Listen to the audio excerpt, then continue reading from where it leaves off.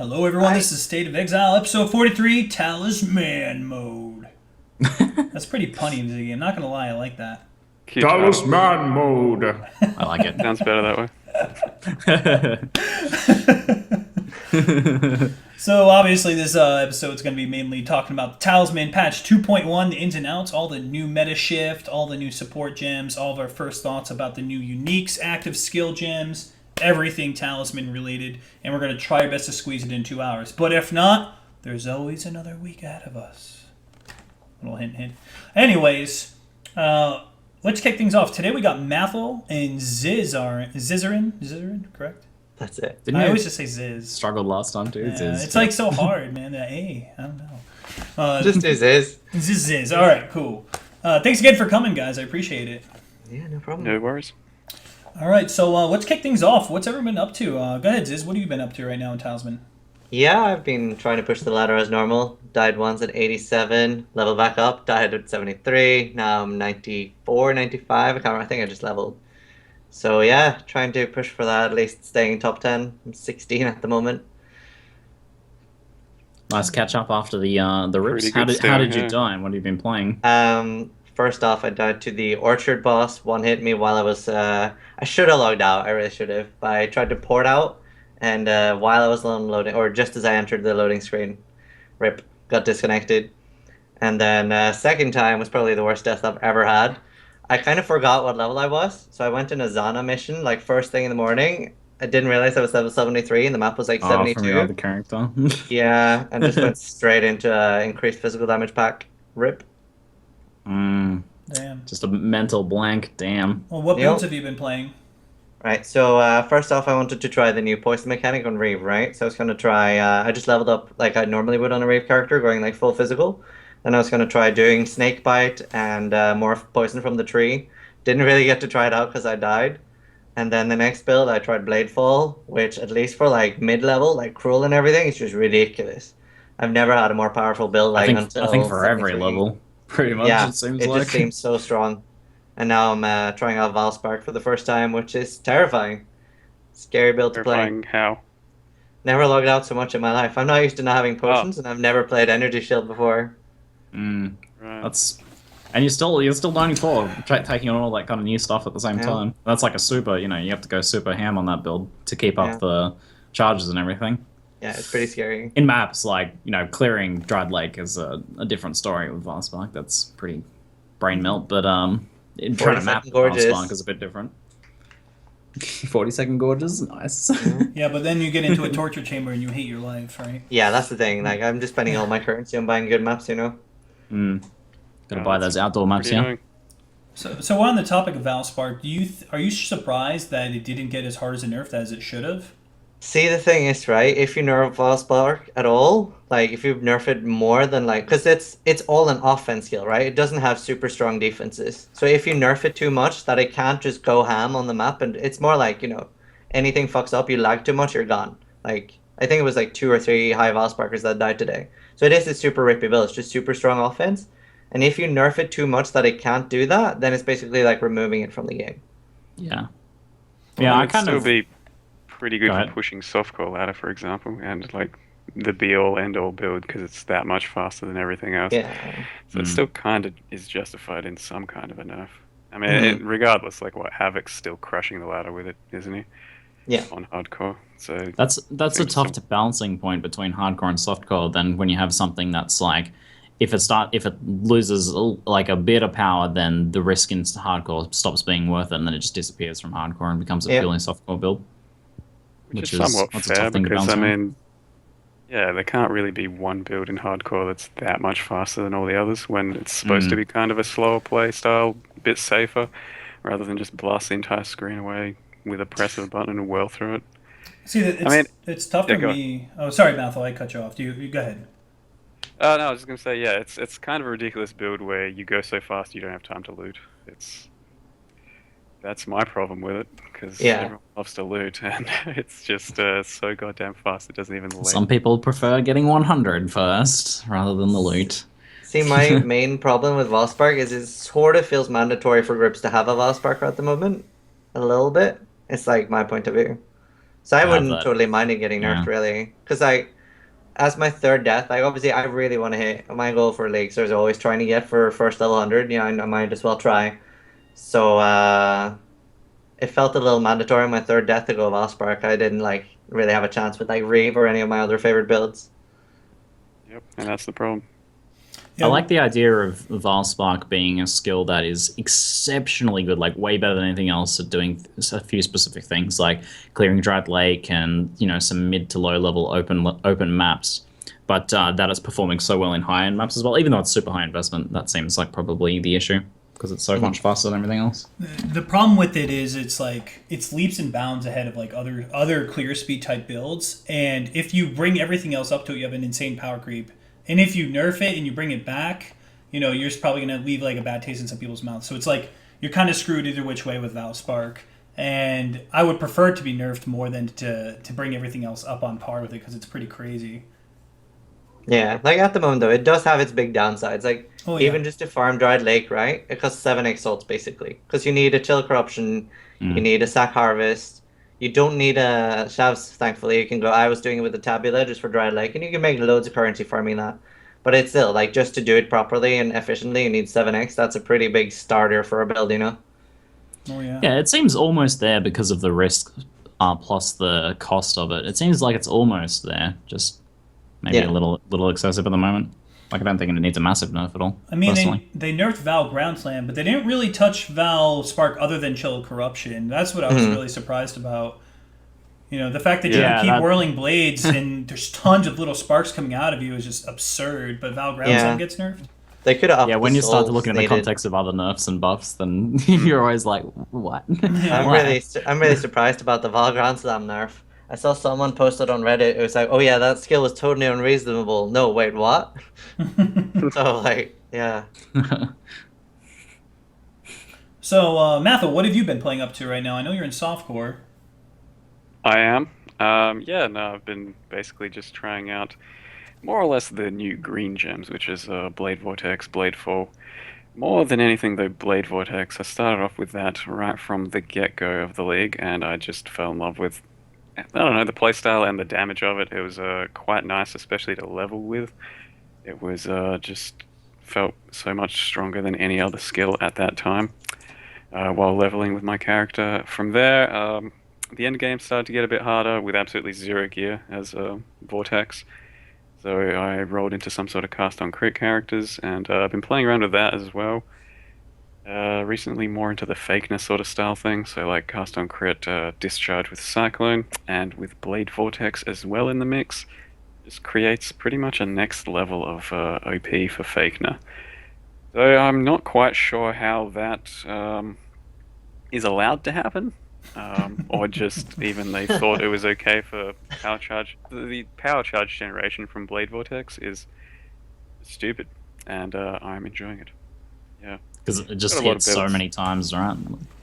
Yeah, basically, and it works kind of different to most other spells, where you use power charge on crit with another spell. You can basically get one power charge off of that spell, no matter how many hits you get. Whereas Blade Vortex, you pop it, and every rotation gives you a chance for a power charge.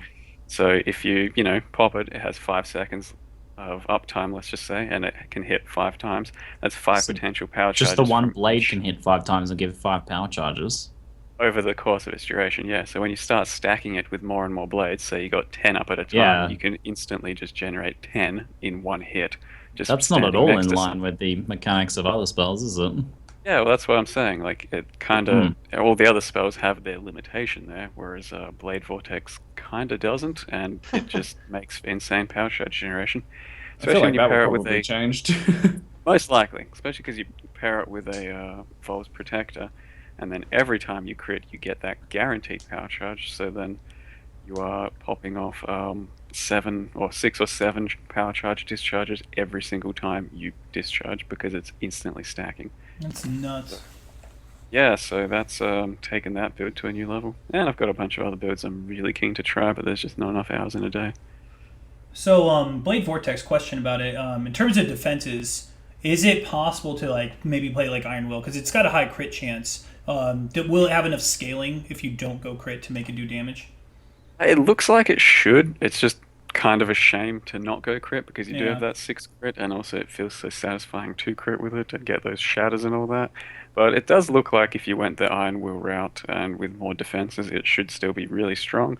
Because the strength of the build is essentially being able to stack up a lot of the Blade Vortex stacks before even touching a boss. So if you really just want lots of damage for a certain fight, you can take your time out of the, clear speed, wind it up a bit, and you'll go instantly kill a boss, even with really low damage, just because you can stack up so goddamn much. So I think Iron Will should work pretty well with it. I just have not tried it out myself. Like an Iron Will Dune RF build, I would assume would be pretty tight. I don't know. Yeah, most likely. And a lot of people want to play RF with it, and it's probably a logical enough choice to give you lots more damage, but I just don't like the RF playstyle of having to avoid certain maps and all that. I'm sure you could boost quite a lot of non-crit damage with it. Oh, it's good to know. What have you been up to, Ziggy? I've been playing Blast Rain, which hasn't been getting much attention really out of all the new skills. I guess it was because it's just like, oh, it's just another Firestorm, right? It's and it kind of is actually just another Rain of Arrows in the end. Mechanically speaking, it's much more similar to Rain of Arrows than it is to Firestorm.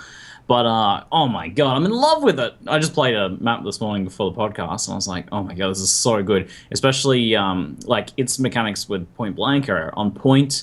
I'm using Point Blank with Chinsol for the double stacking, the 150% more damage.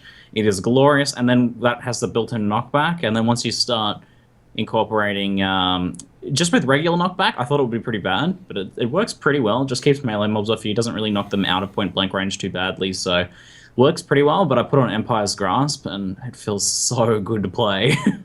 It's such a nice playstyle. You just feel like this kind of like explosive vacuum cleaner, just kind of like pulling all the mobs into point blank range. Basically, you shoot near your character in point blank range, all the mobs get pulled into that, and just huge damage. And most like single target, especially like melee bosses and stuff like that, they never hit you, because what happens is they get vacuumed into your character, and then when they're on top of your character, they don't attack you. They try and like walk away first before they try and attack you, so you just keep kind of pulling them in, and they end up never attacking you, basically. So you just derp out most mobs AI. Spellcast is still a little nasty, but otherwise it works pretty damn good. So have you compared it to Shrapnel Shot? Did you try that out as well? Yeah, I use Shrapnel Shot for leveling, and I quite like it for leveling. And I think it's a pretty damn good single target skill with Point Blank. I think it works pretty horribly with Chinsol, though. The knockback really screws it, because it's got that small AoE where you hit twice with the projectile and the AoE on Shrapnel. And if you push them out of that AoE range, which often tends to happen with Chinsol, then that you lower your damage by half, basically, which feels pretty shitty.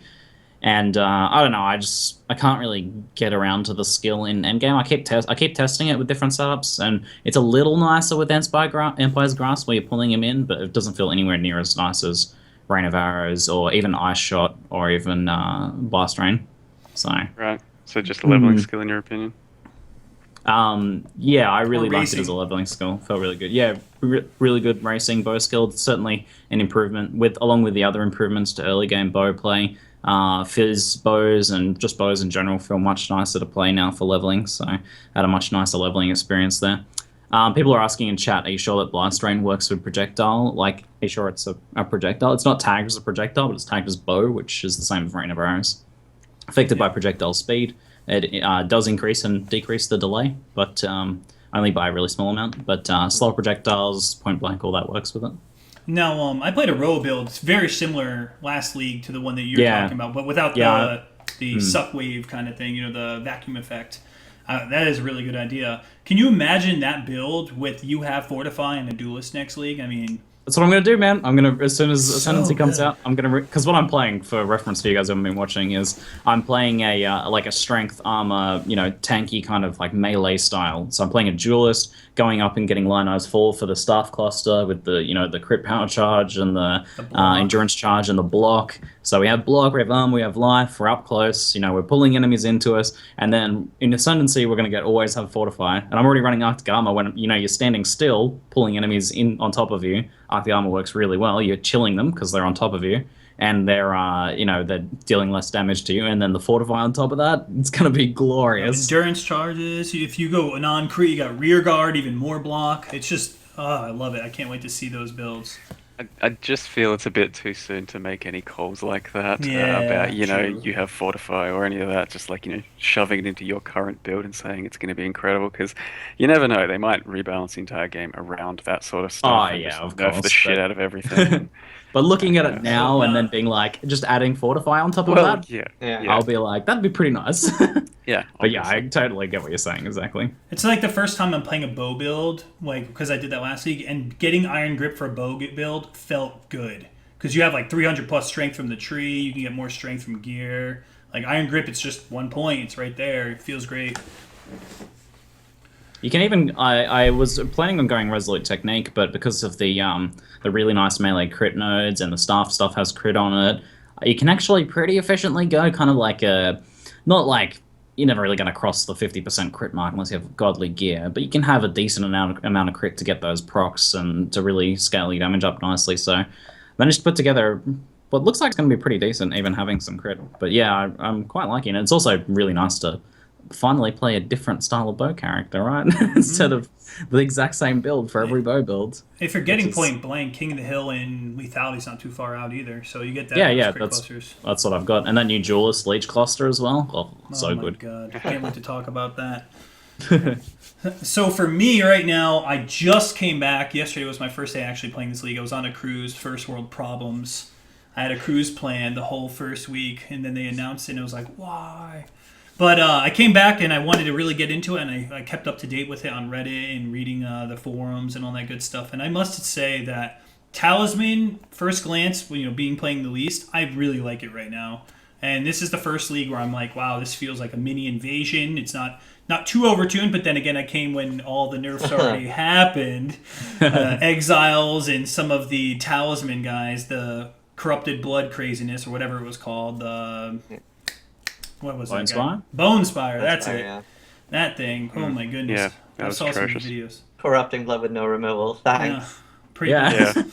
pretty good. Can't even freaking use an armor to scale it down. It's even better when personally- you get a Bonespire with corrupting blood. That's fun. I personally don't really like logging out of the game ever, so my first encounter with that, I was like stacked to 8, just running around circles, going, shit, what do I do? Just mashing things, and just had to watch my character tick down and die.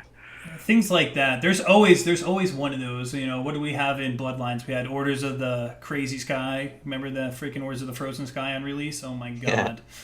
And then we had, Blood. What was it? Beyond on release was ridiculous. Oh my god. So it's nice to see that those things are still there. Hopefully in the future we can get those hot fixed quicker, because you guys seemed like you were having a nightmare. Kinetic Blast Exile. Well, I'm looking at you. This was really fast, so I missed the first 3 days of the league, and when I started on day 4, most of the BS stuff was already fixed. So in the Yeah. first 3 days, they basically Yeah, it was- had nearly everything fixed. Dead Hand was one-shotting everyone in the start, especially Dead Hand and Volatile. It was just, goodbye character.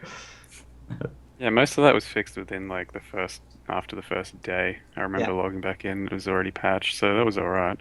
It's just that, it's a bit rough to be on release. That's why it's, I don't know, ballsy of you guys to always play hardcore at the very start of a league. I mean, Pushing the hardcore ladder day 1. when you make a Always character, whenever you make a character, tell yourself, I will not hit 100 unless you're Ziz. Yep. And because Never you just prepare for the worst. Accept your death before you're even made, and then just go from there. But the builds I've been playing Dual Strike. I hit level 60, and I forgot that Stormcall got hella buffed, and I ran into the Stormcall Exile and got massacred. Oh my god, that guy's insane now. And at the time, he put conductivity on me, and I didn't have a remove Curse Flask. I kept trying to roll my Amethyst. No luck with my alteration, so he annihilated me. And then right now, I'm leveling up as Cold Snap, which is you couldn't do before unless it was on a trap.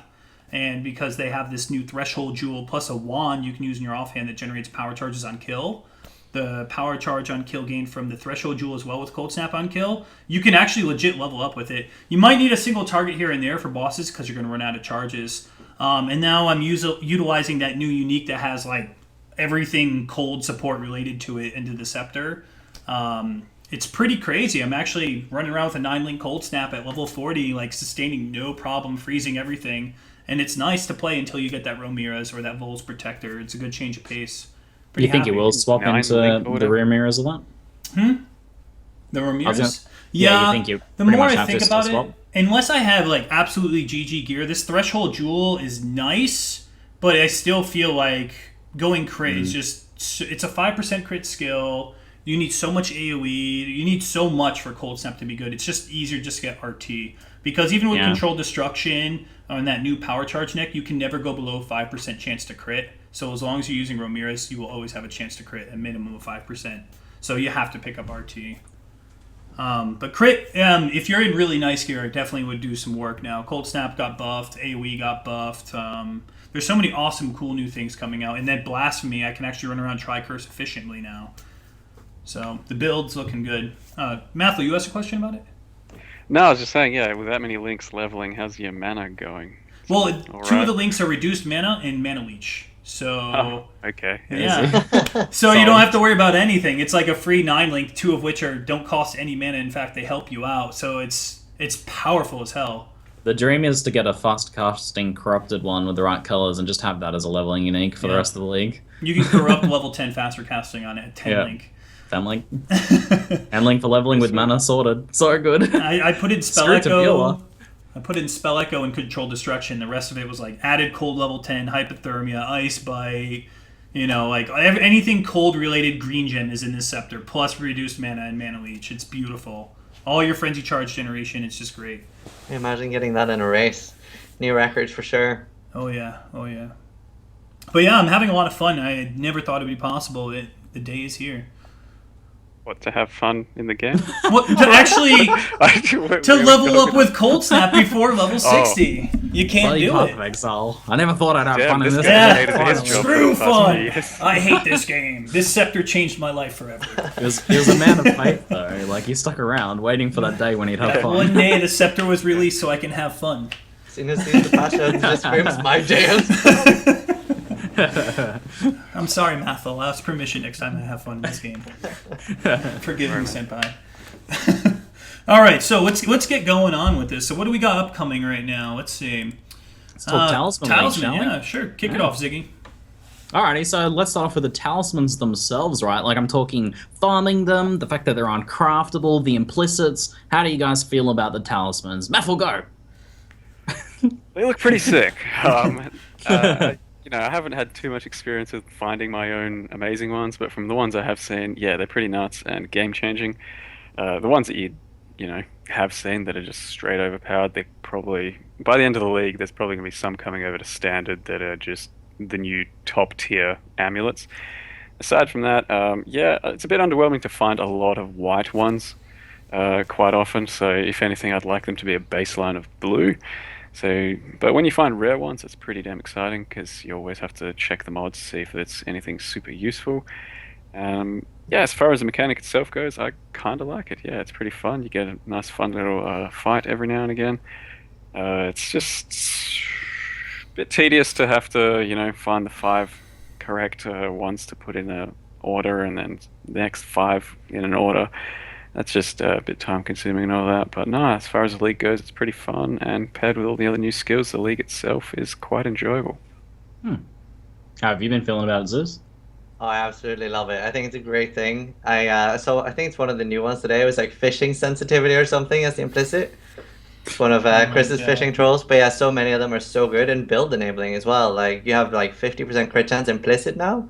So you can get like sick crit amulets with like 80-90% crit and crit multi. Like, once you get a perfect one, that's gonna be worth several mirrors, and you can't mirror them. So like, if you find like a proper like T1 rolled everything, who's gonna ever sell that? It's gonna be like, all right, well, let's see, like 14-15 mirrors and it's yours, man. No problem. It's like they're all so different as well. You have so many, like you have lightning damage for things like Vaal Spark. You have like they're all so build enabling, so good. I think it's so cool, and you can get quantity one as well. How cool is that? Quantity on normal items again. Yeah, normal is pretty relative. I mean, good luck wearing that one by itself. But the only thing I don't like is you have to put so much time into finding them. I wish there was a small chance that the rares and the unique mobs from the talisman would spawn at some point. Like, I don't know if you've ever tried summoning a T3 one, but some of them are quite rippy. So like having them like appear like every 100 maps or something, I think that would be really cool. Instead of just the tier 1 talisman. Yeah, instead of spawning. just being like, okay, well, you want a T3 talisman, that's going to be 2 hours of your time into collecting and leveling up those talismans. Because it's 125 T1 for the Rigwald. Yeah. Like, so At I think a it would be a minimum, little cool to be like, at least on the same rarity as maybe as an Exalt for like the T3, or maybe like 2 Exalts. Think like Eternal rarity for that, and then for the T2, maybe something like every 10 to 15 maps you could find a T2 talisman. Yeah, I agree with that. I originally thought you'd be able to find more tiers rather, just randomly. Yeah. Rather than just the T1s and have to slowly work your way up. So that is pretty soul crushing to have to, like you said, 125 minimum, but that's like, at the very minimum, because you have to have all of the right Yeah, ones. exactly. It's like Pokemon. You got to try them with your friends, if you want to have any chance. Like I've made like 4 T3s, and they were all the same in the start. I was like, what, really? So yeah. I don't like the idea of undermining the upgrading mechanic too much, but if it's rare like those rates you quoted, I feel like that would be that would be pretty decent. Like I think that would actually be an I enhancement. love the mechanic as well of leveling them up like that. I love gambling and stuff like that. So I love chance-based things. So just something for me like a really rare chance, I think would be pretty huge. Like a Carto, saying that like a 79 map, you don't exactly get them often. When you do get them, you're like, yes. Yeah, that's a really good point. Like, it's not only is it soul crushing, the white ones. You get so many white talismans you just run by. Not only do you run by, but later on you're going back through the map, and now you have to refight that monster because you didn't pick it up, and another monster did. Oh my gosh. So, Yeah, they're basically just for farming Rigwald. Yeah, it seems like the white ones still have a decent amount of use to them. Still picking them up now at post 60 because you can actually do something with them still. Yeah, and blue ones crazy hidden potential and all that. It's like your first character, so you still pick them all up after you've played it for a week or so. Second or third character, you're definitely gonna be skipping white ones. Oh yeah, once you have a decent amount of blues too, you're gonna stop picking up those whites, I think. How do you guys feel about the mechanic of the percentage chance to get the same cut? Like basically, so if you put in each blue you put into the stone circle, you get a 20% chance of getting back a blue. So if you put in 5, you have a guaranteed magic talisman back. How do you guys feel about that mechanic? I think that's a pretty good way to do it because it gives you like risk reward as well. If you have like an 80% chance to get a rare, a lot of people might risk it, and that one time when you get a blue, you're gonna be crying a bit. Personally, I've just been going for like the full set, so I'm like leveling up 1 full set of blues and 1 full set of rares. I don't really want to risk a rare set. It does take a lot. That's 125, I think you should have like a slight upgraded chance to maybe get a tier above, so that way it incentivizes picking up the white and blue amulets a little bit more. Instead of guaranteeing putting in 5 rares, well, you still have the off chance that you can maybe get a unique out of it, or you still have the off chance if you put in 5 blue to get a rare out of it. So that way you're not just like, I'm not going to pick up this white one. Now they're incentivized picking up white ones now that you have an increased, a little extra RNG in there. Yeah, I agree with that. It's just a bit soul crushing to have to, only be able to put in the rares to be able to get a rare. Just a small chance for a rare would be kind of nice, and it's not like that would break anything. That was what some people in my chat was suggesting, having just a small, really like a couple % chance of spawning a rare if you put in the 5 blues of the next tier. I feel like that would be decent too. Again, I don't want to undermine the mechanic too much because I really like this upgrading mechanic. To me, it feels like really classic action RPG. Like I feel like GGG really gone back to the roots of action RPGs with this mechanic. Like this kind of like feeling of sacrificing items to upgrade them. This even finding like these ancient stone circles, really really cool. So I don't want to undermine that, but I think there are still some enhancements can be made like that. A small chance to get a rare, I don't think would be too bad. How do you feel about the creatures defending them? Have you like encountered anything rippy from them yet? There's been like a few things that almost killed me. The T3 ones are pretty the bear pretty gnarly, aren't they? For sure. Actually, the worst thing defending them is the actual stones floating around themselves because of the bullshit collision you run into with those. Yeah. Especially if you're like cycloning around them. So often you're just gonna get stuck on things and then just take an arseload of damage. Those golems are no joke, man. The meteor golem like nearly one-shot me. I didn't even know it hit me. I'm like, what the hell? Like instant like 2k damage. I'm just like, what the hell was that? Some of the extra mobs that they spawn. As soon as you kill the extra mobs, they respawn them. So you're like, cool, I have to deal with this crap the entire encounter. Oh, there's a pretty little nuts. the little magma orb flame golem jerks. Yeah, there's like a meteor pretty- golem, and then there's like the life percent one. I forgot what type. I think is Fangjaw or something like that. He has like these other like chaos golems that just shred you, and you're just like, what is this crap? It's nuts. And as soon as you kill them, they respawn them. So you're just like, okay, I got to deal with this. How am I going to do it? But So I have one gripe. Let me get my salt on. I have one gripe with the design of the talismans, right? So I love the upgrading tier idea, like this moving up through the tiers. What I don't like is the design of tier 4. I'm probably going to get a bit of flack for this because I know people love really powerful things, but I think the idea of tier 4 just being double of the previous stats, to me, is really lame. Like, just like taking, the crit chance and doubling it, and then, having a second implicit and doubling it. To me, that's like, I don't know, man.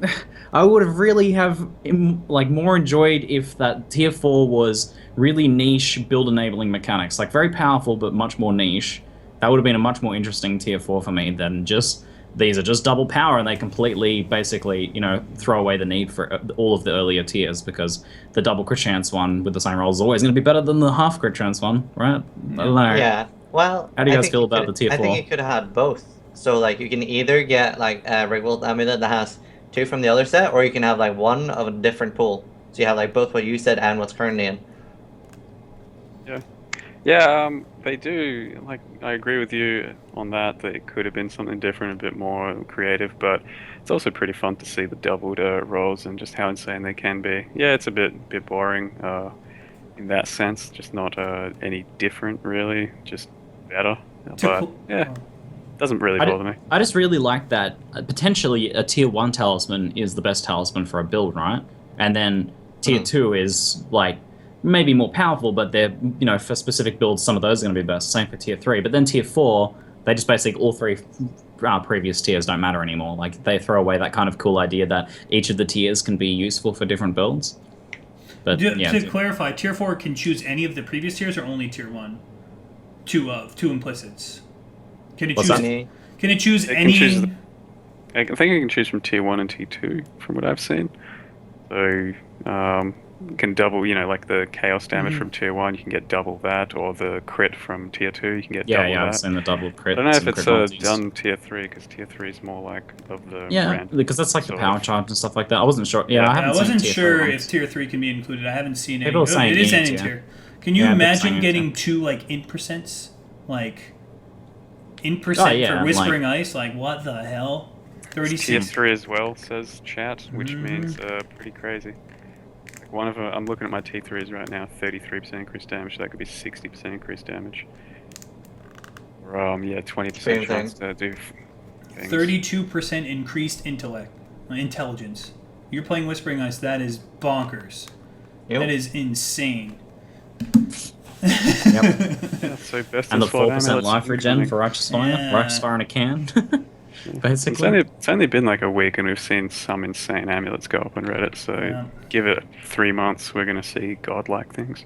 Yeah, I just feel like tier 4 is just too power creepy and just makes the rest of the tiers boring because it's just double power version of them. I don't know, like it would have been far more interesting for that to be a much more niche set of mechanics that were very powerful, but much more niche and different, actually different.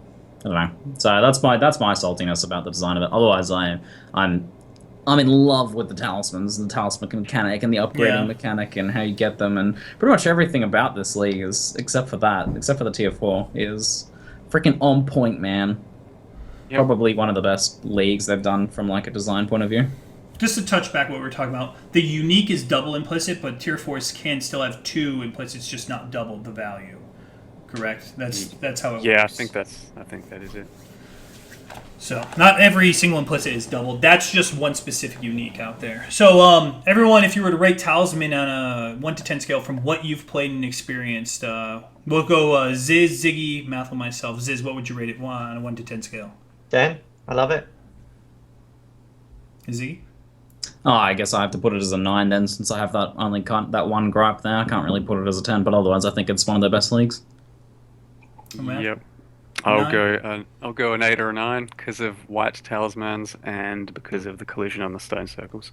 Yeah, I feel the same, about a 9. It's so freaking fun. We've needed this league for a while, and this goes to show, honestly, I'm glad GGG made one league However, there's still some divide between hardcore and softcore, but the one league concept I think is a lot better because it gives you more time to develop and balance a league around this rather than 2 half-assed leagues where you're like you got snore bans, things like that. Yeah, when they announced that, I remember on the podcast we were saying it's really exciting to see how much better this league is going to be because they're going to be able to dedicate all their time to it. And if like the quality of this league is because of that, which it may well could be, then good. Let's keep doing the one leagues because this is good. If we have more leagues better and better than this, or to this level, it's going to be excellent. Sure. All right, so let's see. Rigwald fight. Anyone here actually do the Rigwald fight yet? Yeah, I did. Do you guys want to talk about it? Because I'm going to avoid spoilers if you guys are going to talk about it. I haven't had a chance to do it yet, and I want to... That sort of content, I really want to experience, properly unspoiled for the first time. Same here. I mean, do you want to just skip it then? Do you want to skip it? We can talk about it next week. I'm going to just experience it myself as well. Maybe we can talk about it next week. That could be just a homework assignment for everybody here. And like, okay, guys, what is your experience now? Well, I wanted to come into this having done it so that I could, talk about it a bit. But I've been trying to just do it sort of without going heavily out of my way for talismans, like without farming them and then farming circles and all that, just playing the game and trying to upgrade through that. And by doing that, I still have not gotten to Rigwald, so it's a bit slow and painful if you don't go out of your way for it. Yeah, I'm going to be working pretty hard on that over the next week or so to try and get in on that fight. Pretty excited. And then let's skip ahead to uniques. Let's do that, huh? Yeah, let's do that. All right. Skip the spoilers, yay! All right, so we got a bunch of uniques here to talk about. I'm going to start off with the Knight's Hold, which is an unset ring, kind of. It's got has one socket. The Black Maw Talisman usually comes with that. But this guy, at first, we were all like, man, this thing is janky as hell. But once you found out how to use it, it was really strong. Mathil, have you used this thing at all? I have not. I have been told by plenty of people about how amazing it is, and I can very much see how amazing it would be. It just, when I found it initially, early on in the league, I just saw cast when stunned, and I didn't think you'd really be able to do anything with it, as well as the fact that I didn't have any of the channel skills that really abused it, so I never got a chance to try it out, and I haven't re-leveled a character yet to be able to try it out. But from what people have told me, yeah, it's absolutely the go-to leveling early on. Just makes it a breeze. Pretty much don't need to have a bunch of whole other leveling uniques if you have this thing on you. Yeah, it seems like the new OPO leveling unique, probably one of the strongest, single leveling uniques you can have. For reference, if you guys are unsure of how this works, it's got cast when stunned, which basically, if you put a spell in that right, then you can only really cast it if you get stunned, which is not very good. But there's many skills that don't actually work with cast when stunned, and when you put a gem in that doesn't work with cast when stunned, you can cast it normally. So things like channeled skills, like Flame Blast and Incinerate Lightning Tendrils, and then things like totems, like Flame Totem, in that you can just cast them normally, so they gain level 10 added chaos from level 1 with a +2. So usually, you get your +1 scepter, and you're like, yeah, I have lots of damage now. Now you get +2 and level 10 added chaos from level 1. Pretty strong. Something that is crazy in here is Fire Nova Mine. They just upped its damage effectiveness and its base damage. That level 10 added chaos with a Fire Nova Mine will one-shot a boss. You could pretty much kill Merveil with just 2 mines. With this thing, it's bonkers. Yeah, when I got this thing when leveling up, I actually instantly hated it because it kind of there's no other leveling unique you want to use anymore. I leveled up as Flame Totem, and it boosted my Flame Totem now from 15 DPS to 200 or 180, and I was like, I'm never gonna use anything else to level up. So I actually hate it. I think it's kind of bad that way. Still hate it? Yeah. I don't think something should be in the game that everyone has to use. Yeah, I'm with you on that, Ziz, because there's a lot of really cool leveling uniques, and in Path of Exile's history, there's been times where there's been 1 or 2 ways to level, and pretty much everyone did the same thing. Nowadays, we're getting really good, where we're getting to the point where you can level as almost anything, and there's basically a good selection of leveling uniques for just about any sort of playstyle. But then when you have something that's just so exponentially stronger, then it ruins leveling diversity again. So. Yeah, my last character in the Fireweek Dark Shrine, I had a lot of fun leveling as Reave, and it was really good. I was using leveling uniques like the Princess, stuff like that. Now, got this thing, and I was like, yeah, back to Flame Totem. Yeah, back to flame totem on every character level, pretty much, right?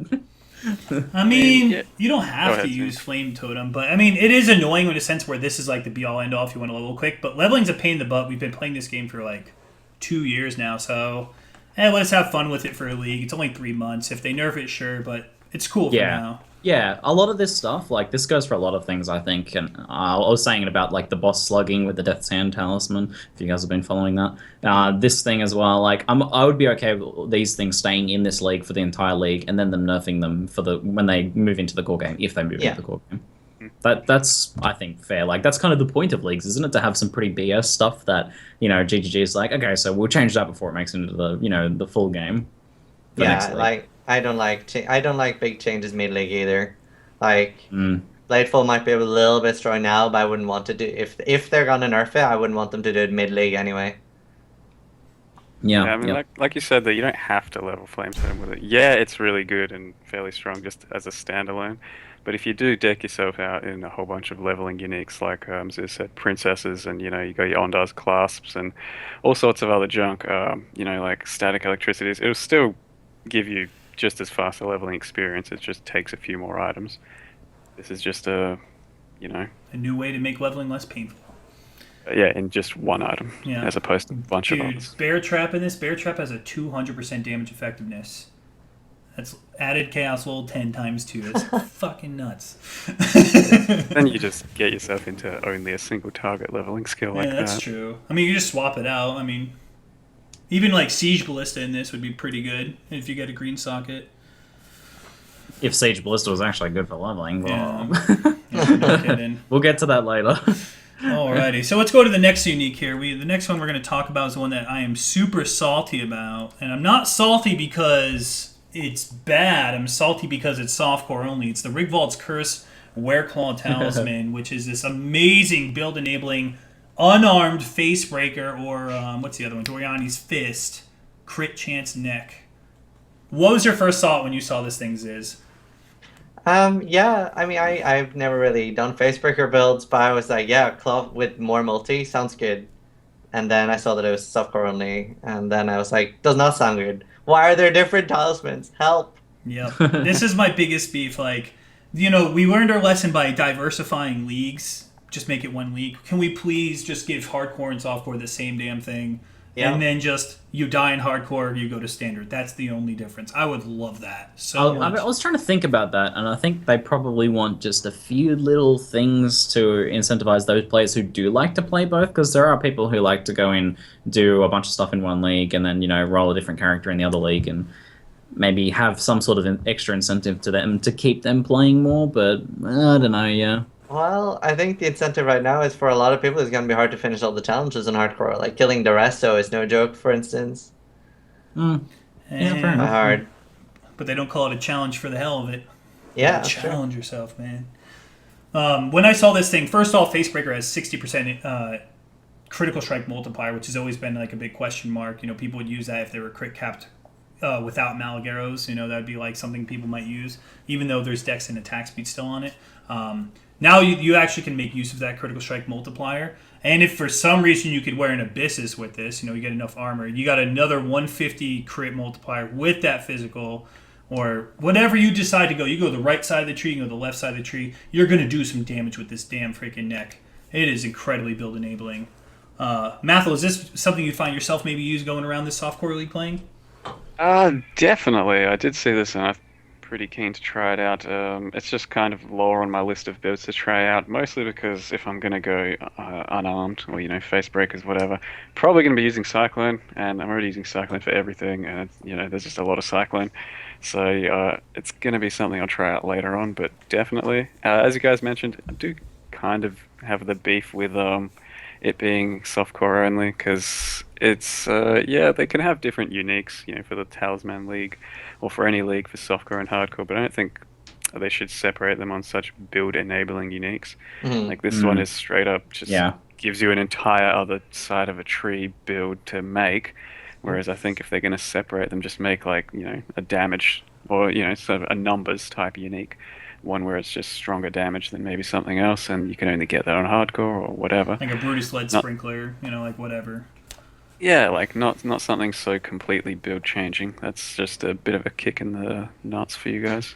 Yeah, for the record, I actually agree with this. You know, I would prefer this to be in both leagues. I was just trying to think of it from GGG's point of view, why they might have made it like they have, but I would like to see this in both leagues too.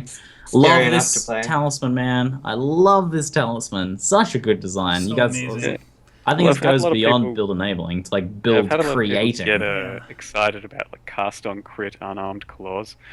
Like I don't know. That just it's one of the more out there uses. I think it might still work, but is there a point to it? You know, to go against daggers or staves even. Well, check this out.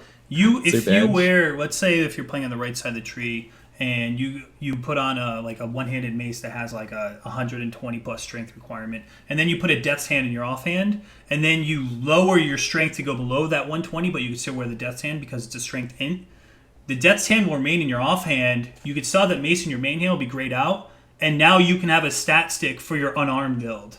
You know, so like the amount of awesomeness, you'll still swing like you're unarmed, despite having a mace that's grayed out in your main hand. So now you can play stat stick crit face breakers. You know, like this is like the kind of build enabling stuff we can do, but now we can't because it's softcore only, and that makes me like really furious. That's pretty interesting. Yep. Oh, see, like Ziggy's got that Southpaw dream going on here now. I see you thinking about it, man. All sorts of awesome stuff. I'm not usually too into face breakers just because of the limitation to the skills that you can use. Most of the skills I don't like, but I'm thinking like, man, I do like Ice Crash. You could maybe do like a claw Ice Crash build, which you normally can't do, but it's actually unarmed and basically a complete different area of the tree. Crit. I like this unique a lot. Really good design, I think. Oh, they nerfed the stat stick thing. I must have missed those patch notes. I apologize, everyone out there. Sorry. I didn't know they fixed that because that was like something that was played recently. I was watching it on stream. God, you got me hyped for nothing, Zeno. I'm sorry. I didn't know it was me? fixed. I didn't know. I'm sorry, guys. I apologize. I didn't even hear about that. Like, if a weapon's sprayed out, normally you shouldn't get anything from it. So I was surprised that was working, but I didn't know either way. Yep.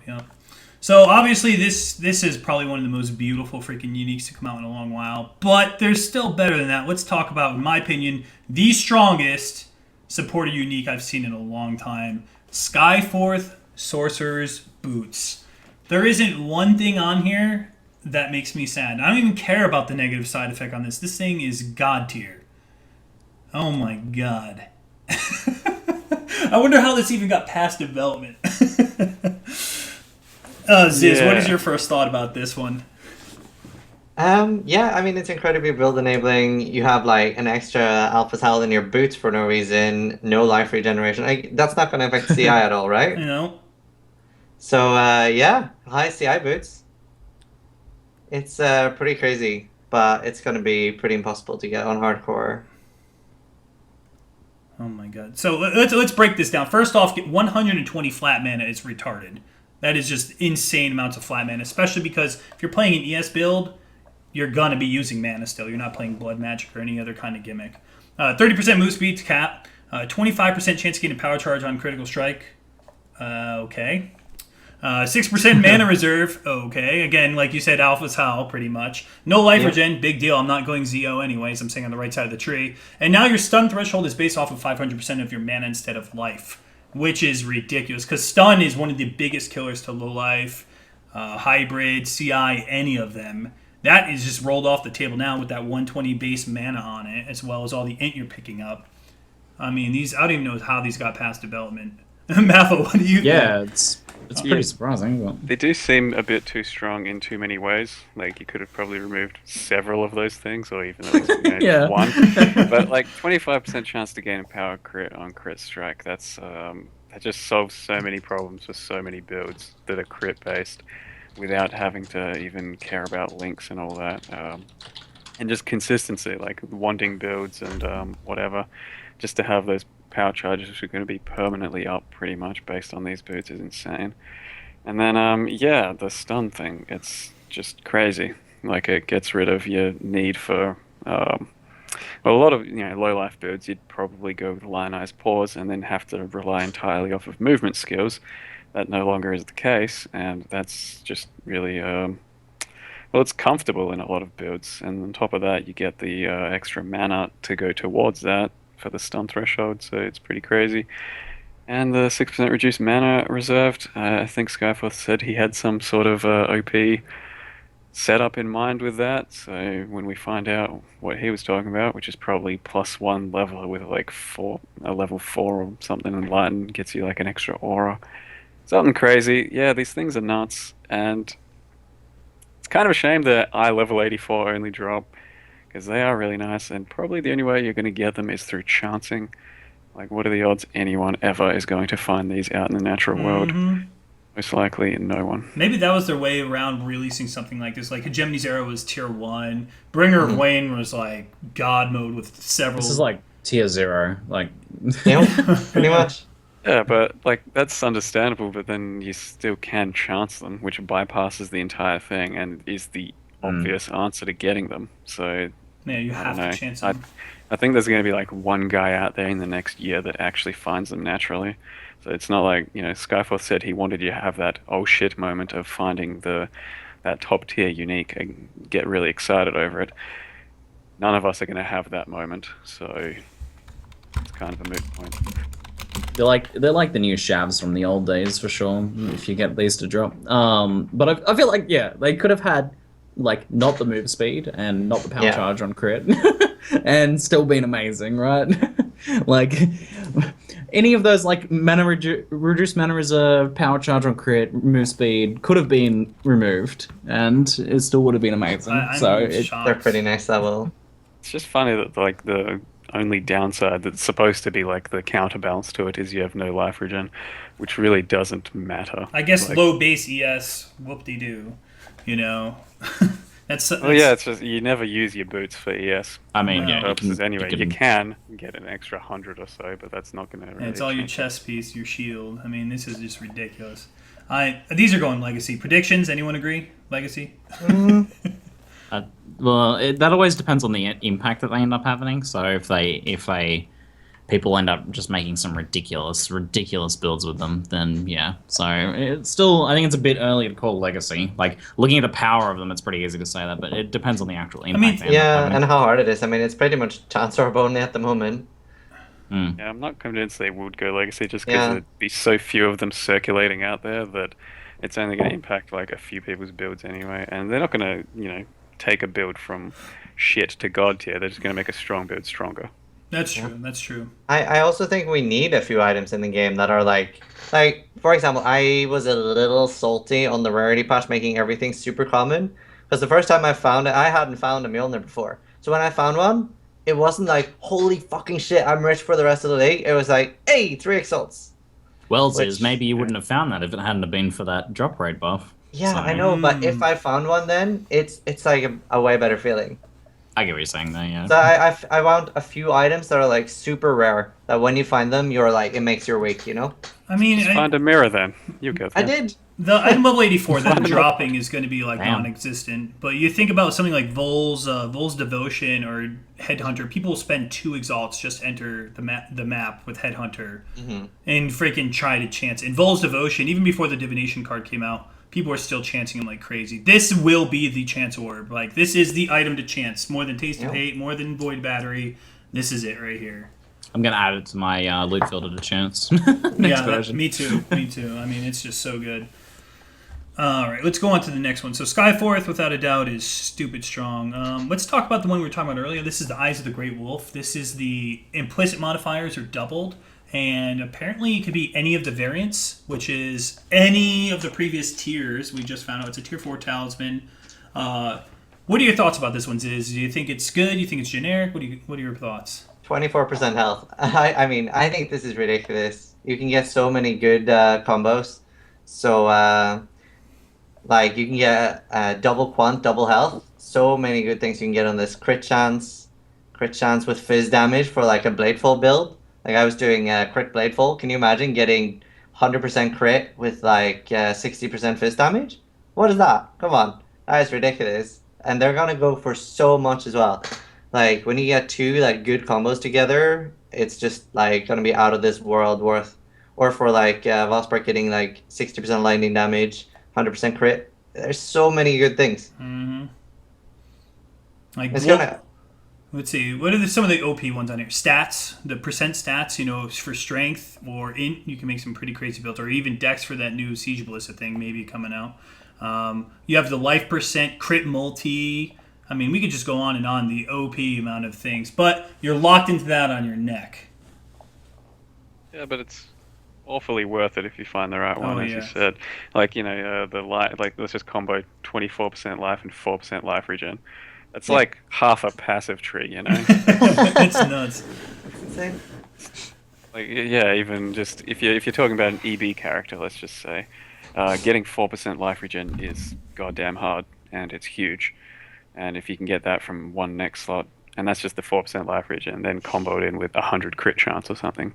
Yeah. Could which you, is another like 5 or 6 strong passives. So the first Eyes of the Greatwolf that's going to say 100% lightning to fire and 100% cold to fire is like godly. Yep. Absolutely godly. That's the thing. I mean, I love chance-based thing. I love gambling stuff, and I love like crafting and stuff like that. So stuff like this is just so much fun, because when you see one, it's just going to be like half the people in the server bidding on it, and it's going to have like a ridiculous price. Like some of the perfect ones are going to be like, I don't even know what they're going to be. It's just going to be ridiculous prices, whatever people have at the time. yeah, I'm excited to see. I mean, I'm the kind of guy that just loves seeing cool and good items, like well rolled, just to go, oh my god, wish I had that. I'm not going to have it, but you know, I wish I did. So it's really, I'm just excited to see some of the combos that people will link in the end for this talisman and just talismans in general. It's pretty awesome that it's like a unique that is not a unique, right? As in like even more unique than regular uniques, in that it's actually going to have a bunch of randomized stats on it essentially. The stuff like the 100% of lightning to fire and stuff like that is, I reckon, pretty damn cool. But I still don't like this unique for the same reason I don't like the tier 4 uniques, right? Like, I would have much preferred for this to have 4 different, very powerful, like, interesting implicits that are unique to this amulet. I think would have been more exciting for me. Something cool with like not just this talisman in particular, but especially this is, for example, Poison Arrow or Caustic Arrow now didn't really have that many useful amulets. I mean, it was like, sure, you get stats health on a blue amulet and go for hidden potential, but now you can get like 24% life and 60% chaos damage. So you actually get damage for your Caustic Arrow from an amulet for a change. Thank God for that. I always say Caustic Arrow needs to be stronger. Yeah, exactly. Honestly, I think it's I'm indifferent on this. It's really cool to see such awesome like big number type things, but the power creep is getting very real, and the evolution of the game. I don't want it to be something where we're all running around in things that are called legendaries. You get my gist. I like the fact that rare items are still really good, and I'm sure there's going to be some talisman rares that could still be better than the Eyes of the Greatwolf. I'm just worried that, you know, after seeing 2.2, like all the little teasers for 2.2, and seeing some of these uniques, I'm like, what the hell is coming on with this game? Is the power creep going to be that nuts? Please no more blanket monster damage buffs, you know, things like that. Yeah, there's a bit of a power creep, I suppose, but like, as for that Poison or Caustic Arrow example, it's going to turn, you know, just a 50 Exalt strong Caustic Arrow build into a 100 Exalt strong Caustic Arrow build. So it's not like it's going to be, you know, everyone's running around with amazing builds using these things. It's still just going to be powerful, get more powerful. Mm-hmm. All right, let's move on to the next one. It's called the Goddess Unleashed, which is the 3rd tier of a supporter unique. I don't know. Ziggy, what do you think about the Goddess Unleashed? Have you seen this sucker yet? Oh, the story behind this set of 3 uniques. So this is let's hear this story. I'm just saying the story behind it is awesome, right? Like the fact that you start off with this really low level, kind of like really strongly thematic sword, and then you do a vendor recipe to upgrade it to the next one, and then you do another vendor recipe to upgrade it to the final one. Like, that's, I think, really cool. Like, there's been created a really, really like unique like story in the game for this unique, right? So it's a shame then that it's not something that's a little more epic, that players can get more excited about. Like, that's enough for me to really like this unique, right? Like, just the story behind it, that's that unique way of getting it, and that unique kind of way that it's in the game. But I think most players are, not very fond of the item because it's just not that strong, right? It doesn't have much actual raw power.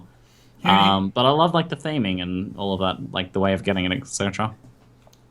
Here's my take on it. Lore is amazing. Cool stories are really good. Leave that for the people who want to read it. It's very important to have that in a game. But when it comes down to numbers on something like this, question mark. I don't know, man. Like, I was hoping for something like epic. Like, you look at this and you're like, damn, I want that. I'm just like, it looks pretty, I guess.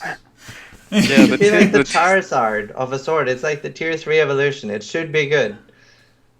Charizard of a sword. Like the tier 1 it has its place in the game. It's pretty good to level with. It's a pretty cool item. The tier 2 is similar. If you get to that level, it's also pretty good for 28, I think it is, and it's a pretty good leveling unique. It doesn't have to exist. No one has to use it. But this one, it should be more of a, it's the last tier. I think it should be more of a kind of item you can see yourself using for a long time. Which, looking at it, and it's also just confusing. Like, I hate having to read through all of that just another time to see exactly what I can do with it and how it's going to work. GGD doesn't really like to do like the super long list of modifiers like that. So it doesn't tend to happen very often, and it's because of that reason, right? Yeah, like her blessing, if you don't do your research, what the shit does that mean? All these kinds of other mods, I don't know. But I think there was a Reddit thread about it where people discussed it, and it just, in conclusion, it did not seem to be very usable or useful. Yeah. The idea was like that you could have this one weapon that you would know, like you would have the knowledge to be able to grow it with you to turn it into the next tier of weapon. Both the weapon would evolve and so would your build with it. And then that was supposed to be the idea again with this one again, but you do need to evolve in that power once you're heading up past level 50, right? Like if you want, like this, I feel like if you're doing that, if you're going into that much investment into having this unique evolve with you and then evolving your build with the unique, then you need to have like a kind of a decent payoff at the end and that you can actually keep using it into maps. Yeah, which the tier 2 seems to have more. I think the tier 2 version looked more build enabling and more useful, based on what I remember seeing of it. It was like 10 crit sword, less so these days because there's more crit sword viability, but back then you'd see a 10 crit sword and you go, yeah, maybe I could build around that, and that could even go straight into the end game eventually, whereas I don't see much potential for this thing. But hey, maybe there is the goddess final form in the works. No, please, no. Please, no. There's already, I don't even know what her blessing is. I was reading up, it's some kind of degen on you that, I don't even know. Like some... It's, I think it's only 3 though. I'm pretty sure there's not going to be another one. Yeah, that's what I mean. In the end, it's just like confusing because then you need to know what her blessing is, everything that happens with it, and how to counter it and make use of it. It's very harsh for a new player. Yes, and apparently it comes 6-linked. It's the only one-handed weapon in the game that's actually 6-linked from the vendor when you do the recipe. Like actual 6 sockets linked together. I still would probably not do the effort to get it and not use it, but I mean, someone out there is probably loving it, so. The guy who created it? Oh, yeah, very I mean, so. And in the end, if that's the case, then that's fine, I think. For him to pay the money to support GGG and put an item in the game that he really enjoys personally, then I think that's... Would have been nicer if it was just a one-off, though, rather than a slow hype train building through tier 1. You got too many people along for the hype ride. Yeah, and then it's just like, it's just that. So I don't know. Strung us along a bit. I think we should move on. How's that sound, guys? Yeah. Sure. Let's just show some of the hardcore and softcore, the different talisman that each league could get. If you guys weren't aware, the softcore could get the Monkey Twins Talisman, the Wereclaw Talisman, which is the radius of skills, and then crit multi. And then there's a Clutching and Longtooth Talisman, which is global defenses, which includes energy shield, evasion, and armor, if you're not sure what that is. And then physical damage reduction, which I think is crazy. What do you guys thought about these? These are the, I believe, tier 2 and tier 3. There might be, I'm not sure. I think they're tier 2 and tier 3 talismans that are league specific. These are the league specific uniques and talismans. Are you guys cool with this? What do you think of them? Ziggy. Again. Oh, sorry. Was it Ziggy or yeah, Ziggy? Ziggy. Sorry, Ziggy. I mean, from the theme of the leagues, the implicit certainly makes sense. I love more AoE, man. So Monkey Twins is nice, and then obviously Crit Multi makes sense in a softcore league, and then I mean it just makes sense. I don't know what else to say. Like they're all pretty decent. The AoE doesn't seem like quite as good as the other ones, but if you're if you're someone who ends up really caring about scaling that AoE up, then 8% extra AoE is nice, especially now that each node on the tree is only 5%. Just pretty sweet. But that the physical damage reduction one, 6% phys reduction, is pretty sweet, pretty epic. I bet you're a fan of that one, Zeno. The physical damage reduction? Yeah. Dude, I was just doing the math in my head. If you get the double implicit, if you can, on the physical damage reduction, plus Chaos Golem, should be able to. 8 endurance charges, which is 7 total, plus 1 from your belt. That's what, 40... You get 30... 8 times 4 is 32, plus 12, plus 3. That's pretty insane. So, oh wow, that's what's the point even wearing armor at that point with a freaking lightning coil? You know what I mean? It's pretty nuts, but that's the perfect scenario. And then global defenses. If you get 25% global defensive with an ES roll and then int, you're happy as hell if you're Whispering Ice, or even that attribute one you would still probably end up using. The radius is probably the most underwhelming of them all. The other 3 I think are great. Yeah, I feel the same way. I actually like the way they did that, though. If they were going to split hardcore and softcore, at least they did it right here with putting like super high defense stuff on hardcore. Yeah. Yeah, the radius one does look a bit underwhelming, just for those numbers. When you double them for that tier 4 amulet, then it actually looks pretty damn nice to have, but I think 5 to 8... The problem with that is it's just not ever really noticeable. Like, yeah, if you keep stacking and stacking, it's going to be great, but just a straight 5 to 8, you're not really ever going to notice a difference for whatever skill you're using. Whereas compared to like 24 crit multi, if you're a high crit build, that's a huge damage buff. Oh my god. I still think I'd want 8% radius on Cyclone, though, with +2 range. It would be pretty nice. 24. I think you would notice it. I think you might still be thinking in the old AoE scaling meta. We have a bit less now, and we have higher base AoE, so that 8% is pretty sexy. I think Crit Multi is probably the best of them all, though. Like, Crit Multi, I'd run that in hardcore. I'm so sad about that damn freaking unarmed one, man. It's so good. It's so good. We can get up to 38 Crit Multi, 37 plus 24. It's pretty nuts. It's almost like we're playing Legacy here.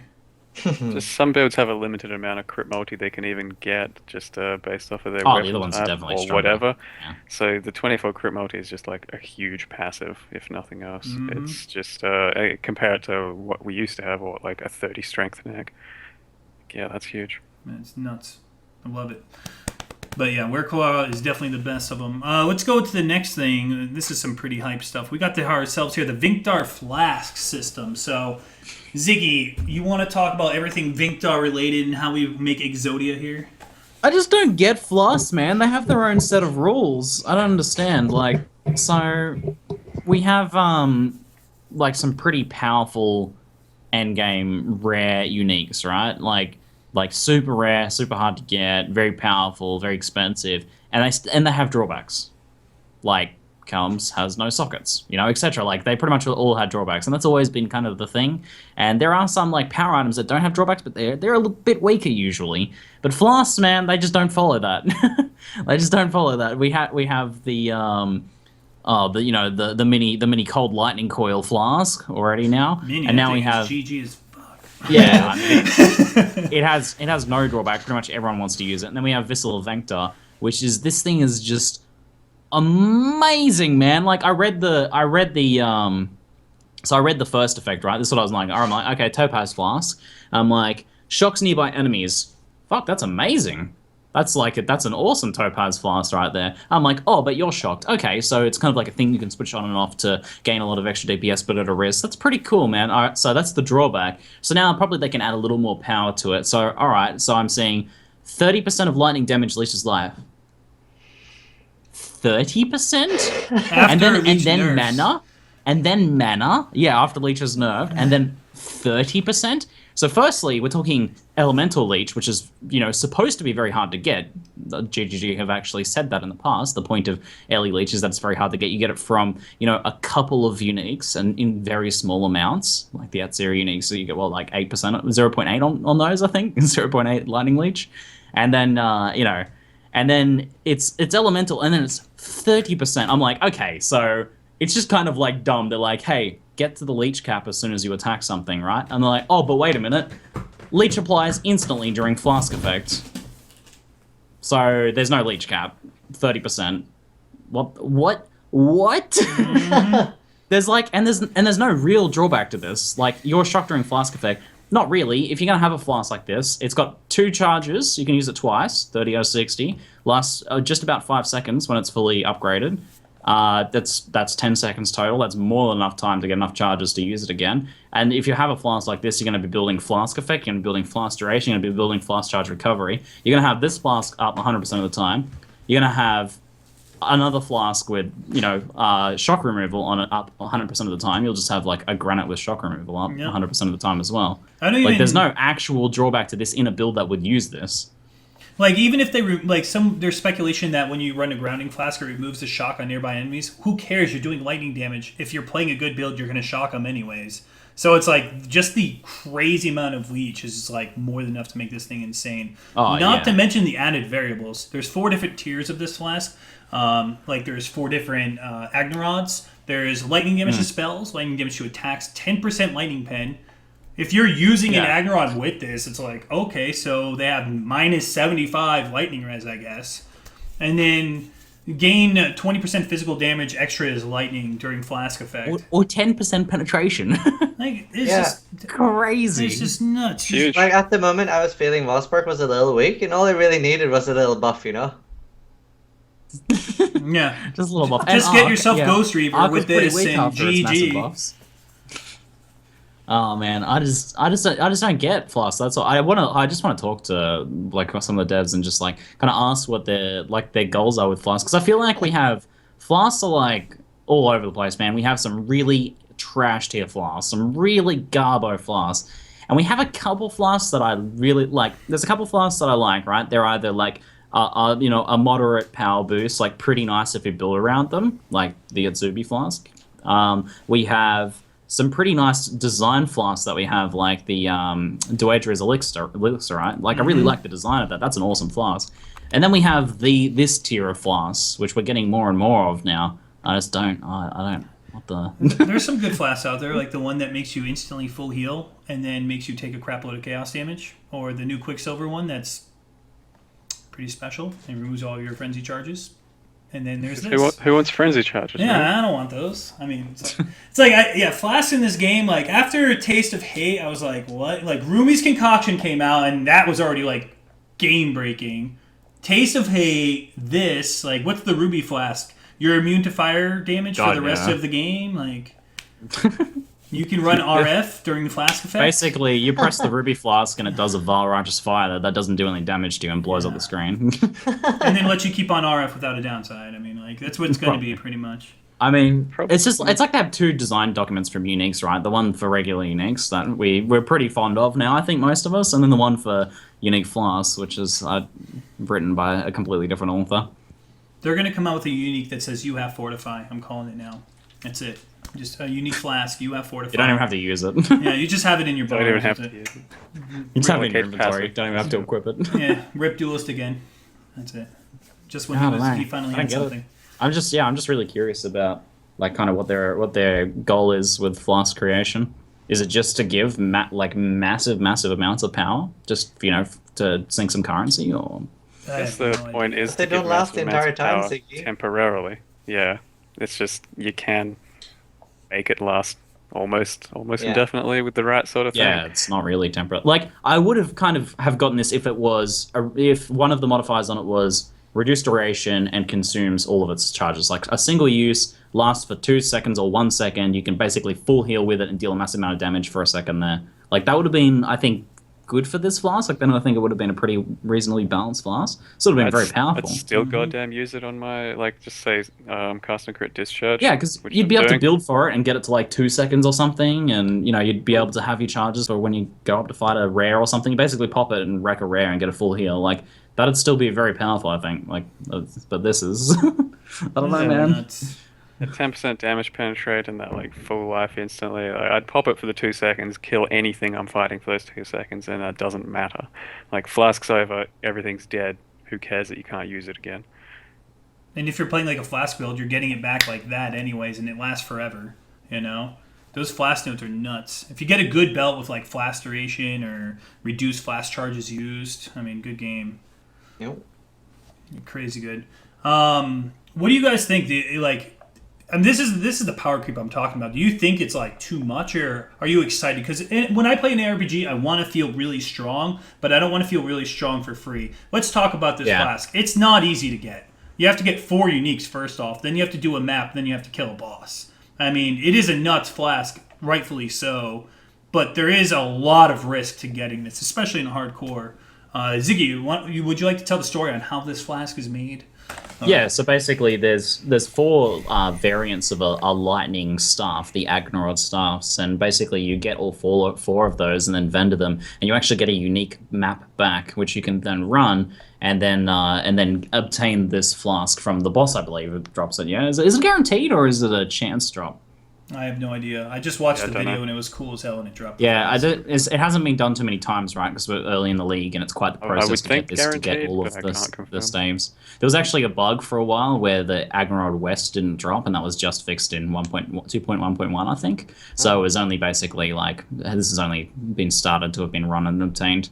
But yeah, so it is quite the process to get it, and the Flask as a result is going to be quite expensive and quite, potentially time-consuming and effortful to get, which I think is a pretty, that's a pretty good way of doing it. If you're going to have a very, very powerful Flask, then I think that is a good way of doing it. So I'll give the Flask that. The way of obtaining it, I think, is on point, but I still think it should have some form of more drawback than what it actually has.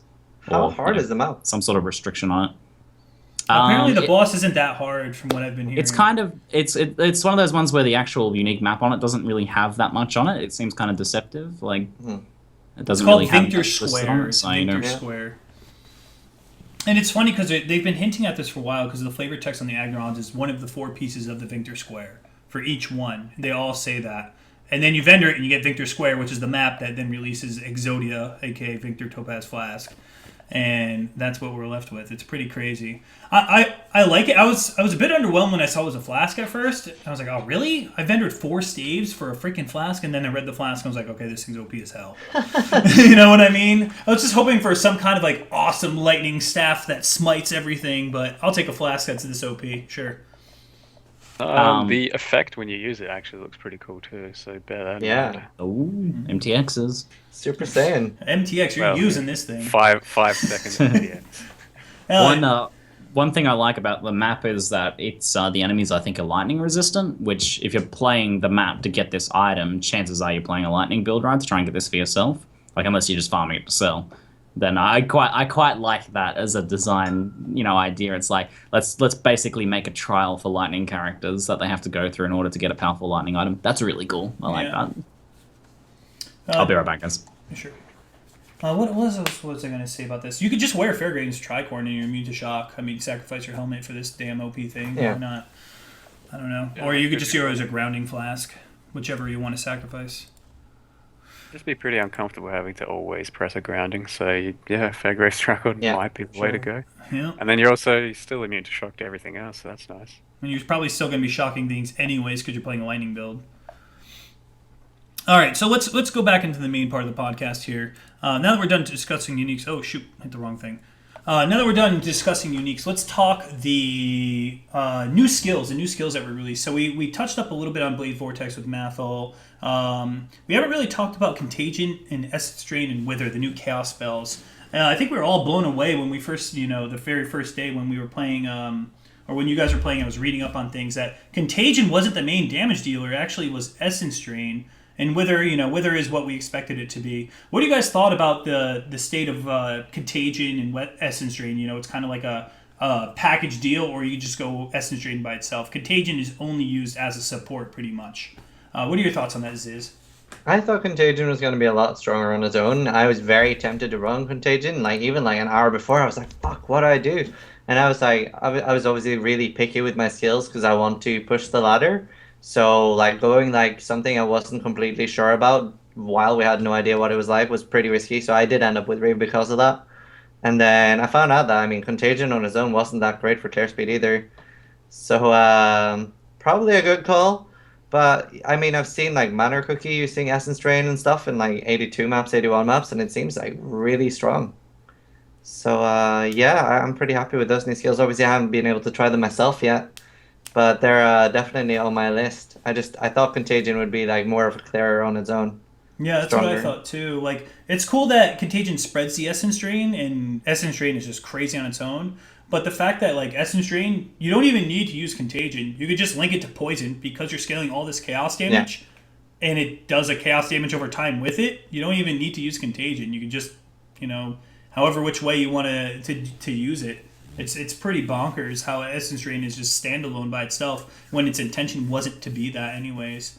I believe the data mine values, from what I've heard, this could be up in the air, that Contagion actually has less damage than Desecrate. Though Desecrate can't scale with spell damage, and Contagion can. I think it's a little bit underwhelming. You would want to play Contagion by itself. You don't want a package deal type skill.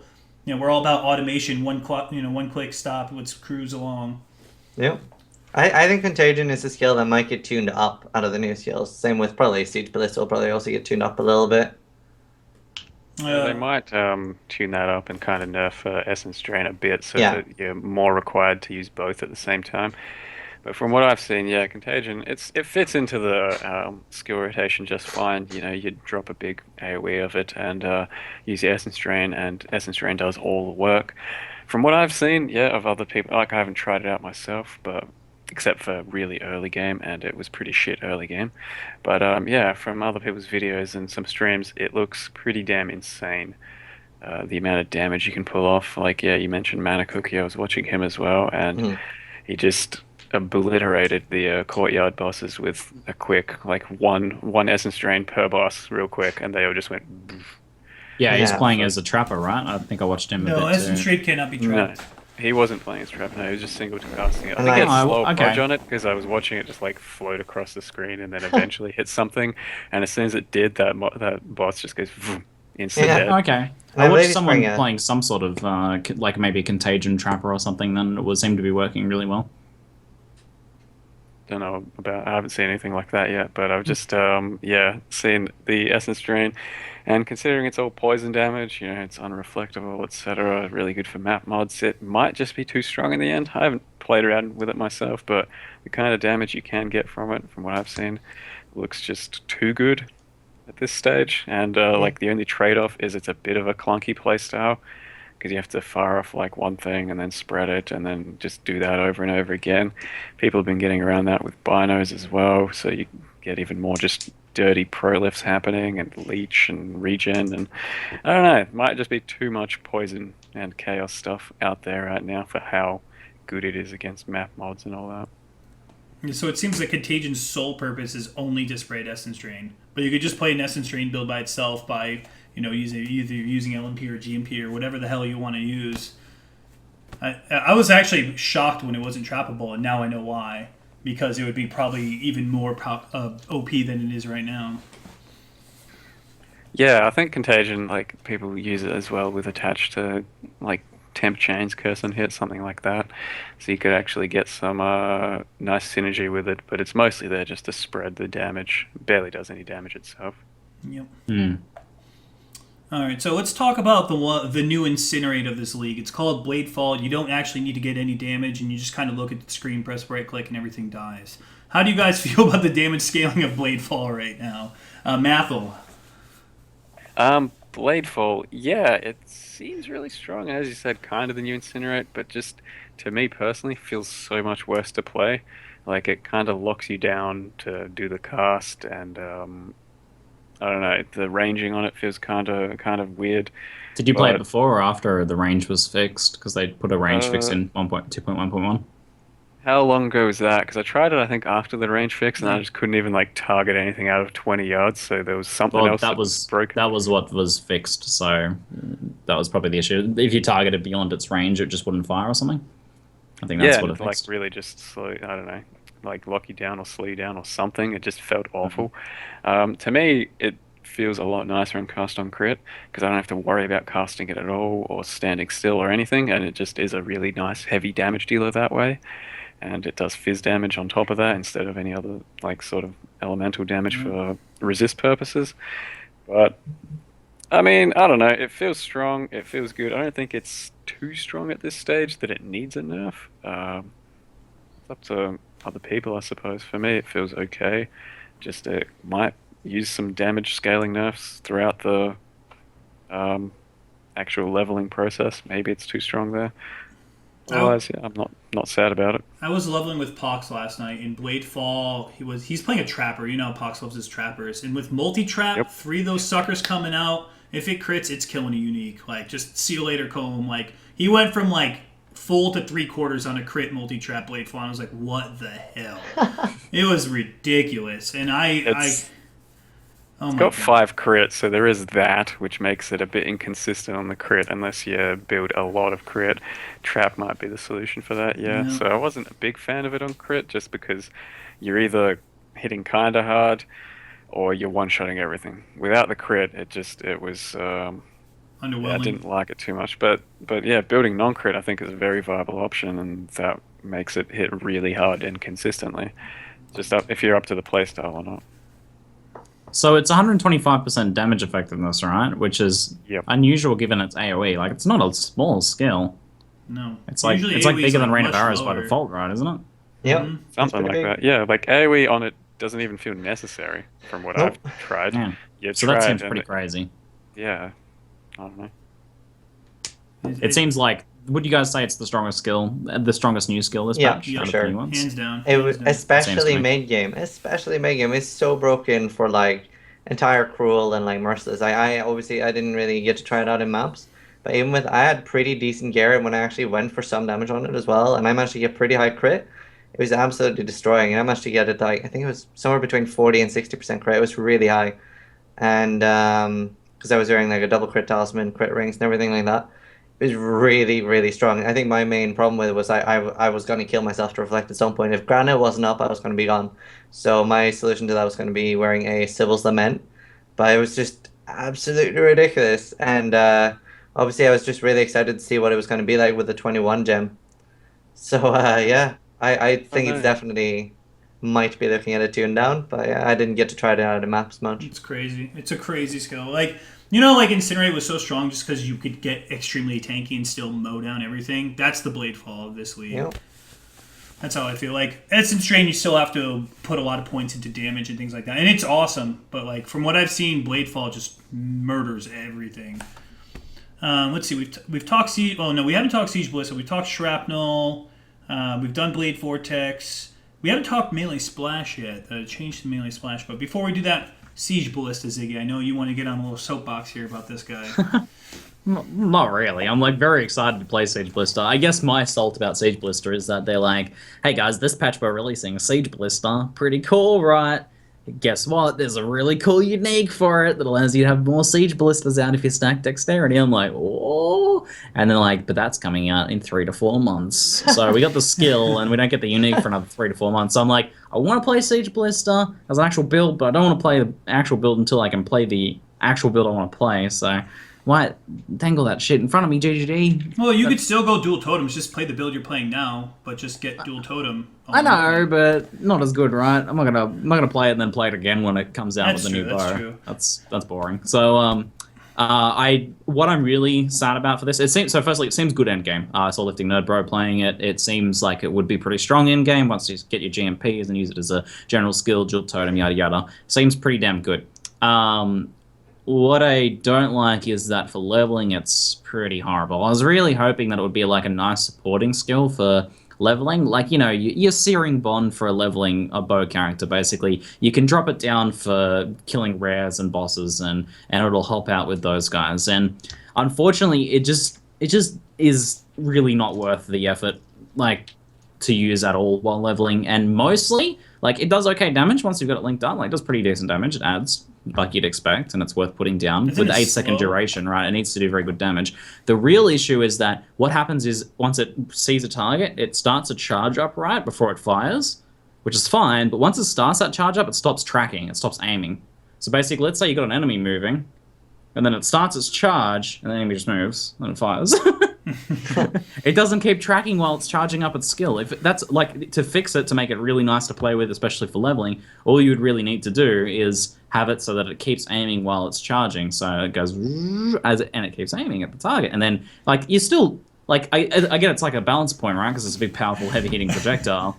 But projectiles still have to travel, and enemies can still dodge that while it's traveling. That happens all the time, right? Oh yeah. But the fact that it stops aiming once it decides that it's going to fire at an enemy in 3 seconds. The enemy's nearly never there. I would absolutely hate playing that. It's so painful. It just always misses, and you're just sitting there going, "Why do I even bother with these siege totems?" I rage quit it for leveling. It's just not useful. Would you rate it on elemental hit or freeze mine tier in terms of damage? For leveling, I would say. Oh, it's not in terms of damage. It's actually just a mechanics issue with the skill that it's just not useful at all for leveling because of that. Because it never hits the actual targets you wanted it to hit. But at least in terms of usefulness for leveling, I'd definitely rate on the elemental hit scaling. Wow. But for end game, it seems quite good. For end game, it seems good though. At least once you chuck your GMPs, it doesn't matter where it aims, right? So yeah, that's kind of my thoughts on it. Just not good for leveling, and pretty disappointed about that. Everyone's all like, "It's gonna be the flame totem for leveling." I'm like, "It's gonna be the flame totem for leveling." Everyone's like, "Don't level with it, please." Yeah, just don't. So I'm sad, man, because it would have been really exciting to have a support skill for bows for leveling, because we don't have anything like that really. I'm gonna use ranged attack totem. Oh man. All right, so let's talk about it. Melee Splash. Who here's actually played around with Melee Splash? Anyone?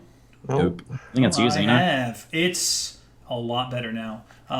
Before with Melee Splash, you would hit a monster in front of you, and monsters behind you would never get hit. Now they can. It's about twice the range. I got to level 60 before I died, which is about like a level 13 gem, and it was about a little bit more than twice the range it once was, which is nice, but I still think Reave, Cyclone, Ice Crashes, the default AoE skills will still trump it. However, if you just want to talk in terms of viability, you can make a viable Melee Splash build and actually be pretty pleased with it. If you really want to make it excel, you have to get it quality and pick up at least like Templar AoE or Scion AoE. Or if you're CI, you can pick up the AoE in the Witch Tree. Because, I've seen like Angry A mess around with Infernal Blow, and that was pretty damn wide. I was impressed by that.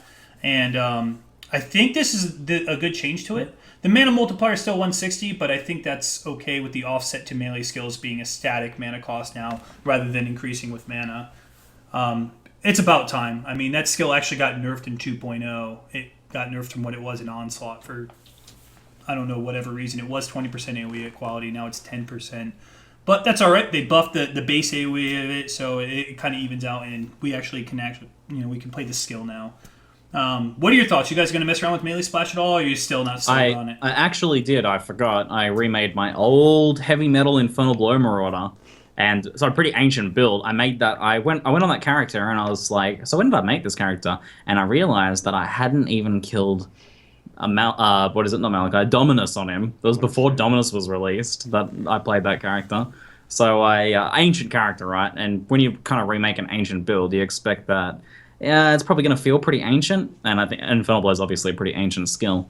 But I remade it, and I was pretty happy, man. It still doesn't feel like, like you said, it's not going to feel like a Cyclone or a Reave or anything like that to play. But the new Melee Splash feels really, really good on it. And Infernal Blow, with its kind of buff to the range on the explosions as well, is...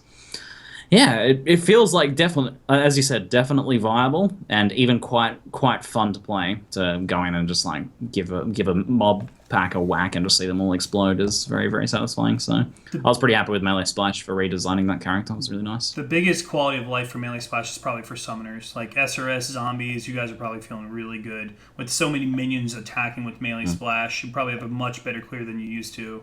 And that's awesome. We needed this change for a while. What's really good about it is that it doesn't have that reduced damage on the primary target anymore. For things like Infernal Blow, right, you axe that one target and then it explodes, and it explodes all the rest of the mobs, which is perfect for the mechanics of it. What were you going to say, Ziz? Yeah, I can finally go back to my Nemesis Double Strike build again with the Melee Splash with Bringer of Rain. I can't wait to try it out again. Double Strike. I forgot that skill existed before as well. Yep. But when everything just kept getting better, except for Melee Splash, there became less and less opportunity to even touch it or think about touching it. It always just felt awful. So yeah, the buffs are really good. As you said, the mana hasn't changed, which is the only real problem with it anymore. So that's yeah, pretty good news for Melee Splash. It makes most skills now viable. There's a bit more of a choice, you know, rather than just I want to play a melee character, Cyclone Reave. But I think still Cyclone and Reave are going to be the choices if you want to make the best character. But there's a lot of good choices now, and I think that's pretty good. And it does. We have more skills to play with in the end. More yeah, I unique think builds, which is good. you can definitely try them out, if nothing else, for the end game, and still have fun with them, rather than just feel terrible about using it. Because the splash portion of the melee splash is always just awful. Such a small radius, considering with Reave, just Reave, no AoE, plus Vaal Reave, you'd pretty much hit the whole screen. Like, invest your entire character into melee splash, and you'd hit, like, I don't know, just within arm's reach. It was atrocious. Yeah. Vaal Reave is what's going to separate Reave as even being called the melee skill. It's not melee, let's be honest. It might as well just be called Spectral Throw 2. Like, kind of. I don't know what else you could call it, but it is basically an AoE of just like epic proportions. If you scale all the AoE, including Vaal Reave, then you can off-screen with it. Like, that's probably more than you could do with most ranged abilities. Yep. It's got as much range as a bow skill, like split arrow or golf screen. It's so good. Next patch, Reave affected by projectile damage confirmed. Yeah, there it is. Might as well be. Might as well. Speaking of projectile damage, let's talk about the change of Lightning Strike and Frostblades. You know, Frostblades, from what I've heard, is actually a contender now, and you can actually play the skill. You know, before you're just like, ugh. But you still have to. Let's not go too far. It still has the same issue. You have to actually click the mob. Yeah. Who wants to click a mob as a ranged character? Like, what is that? That is the only problem with it now. It would actually still feel really good and be competitive, I think, with Spectral Throw or other skills. But just the fact that you have to click things to actually do any damage still just feels awful. Like all the buffs to it were great, and they make it much more competitive. But I just can't see myself playing it for extended periods of time because of how janky it feels having to actually click something to do damage. And I think that's just a way of the past, like an ancient sort of mechanic that needs to disappear already.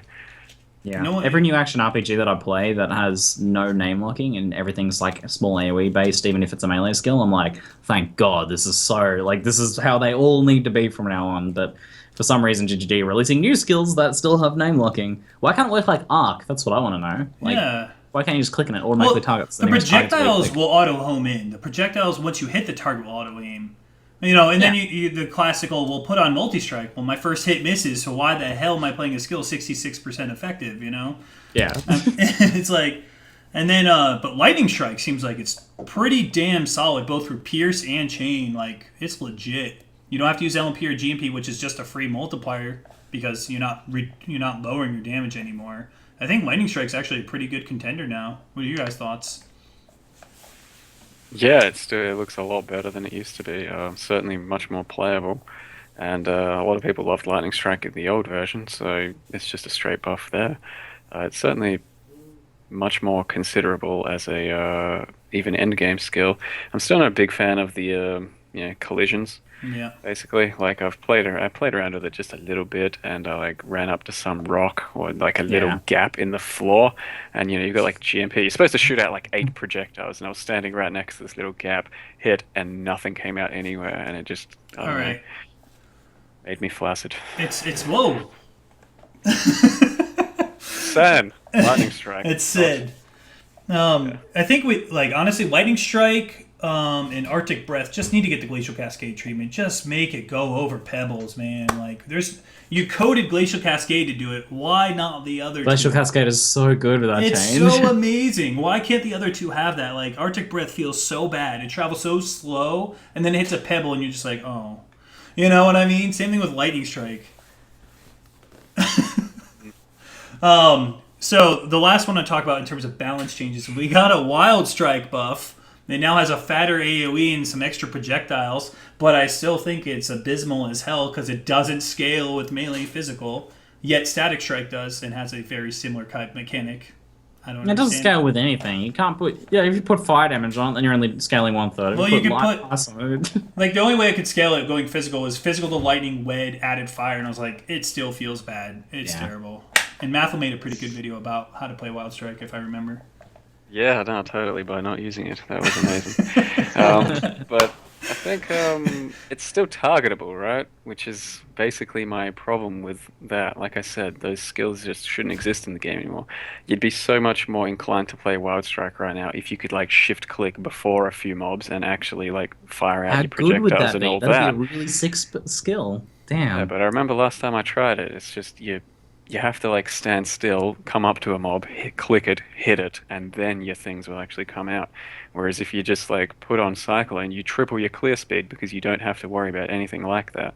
Like my build was tailored for Wild Strike, and then you just put in the Cyclone gem on a like 3-link as opposed to a 4-link or something, and I was doing so much easier and better clears.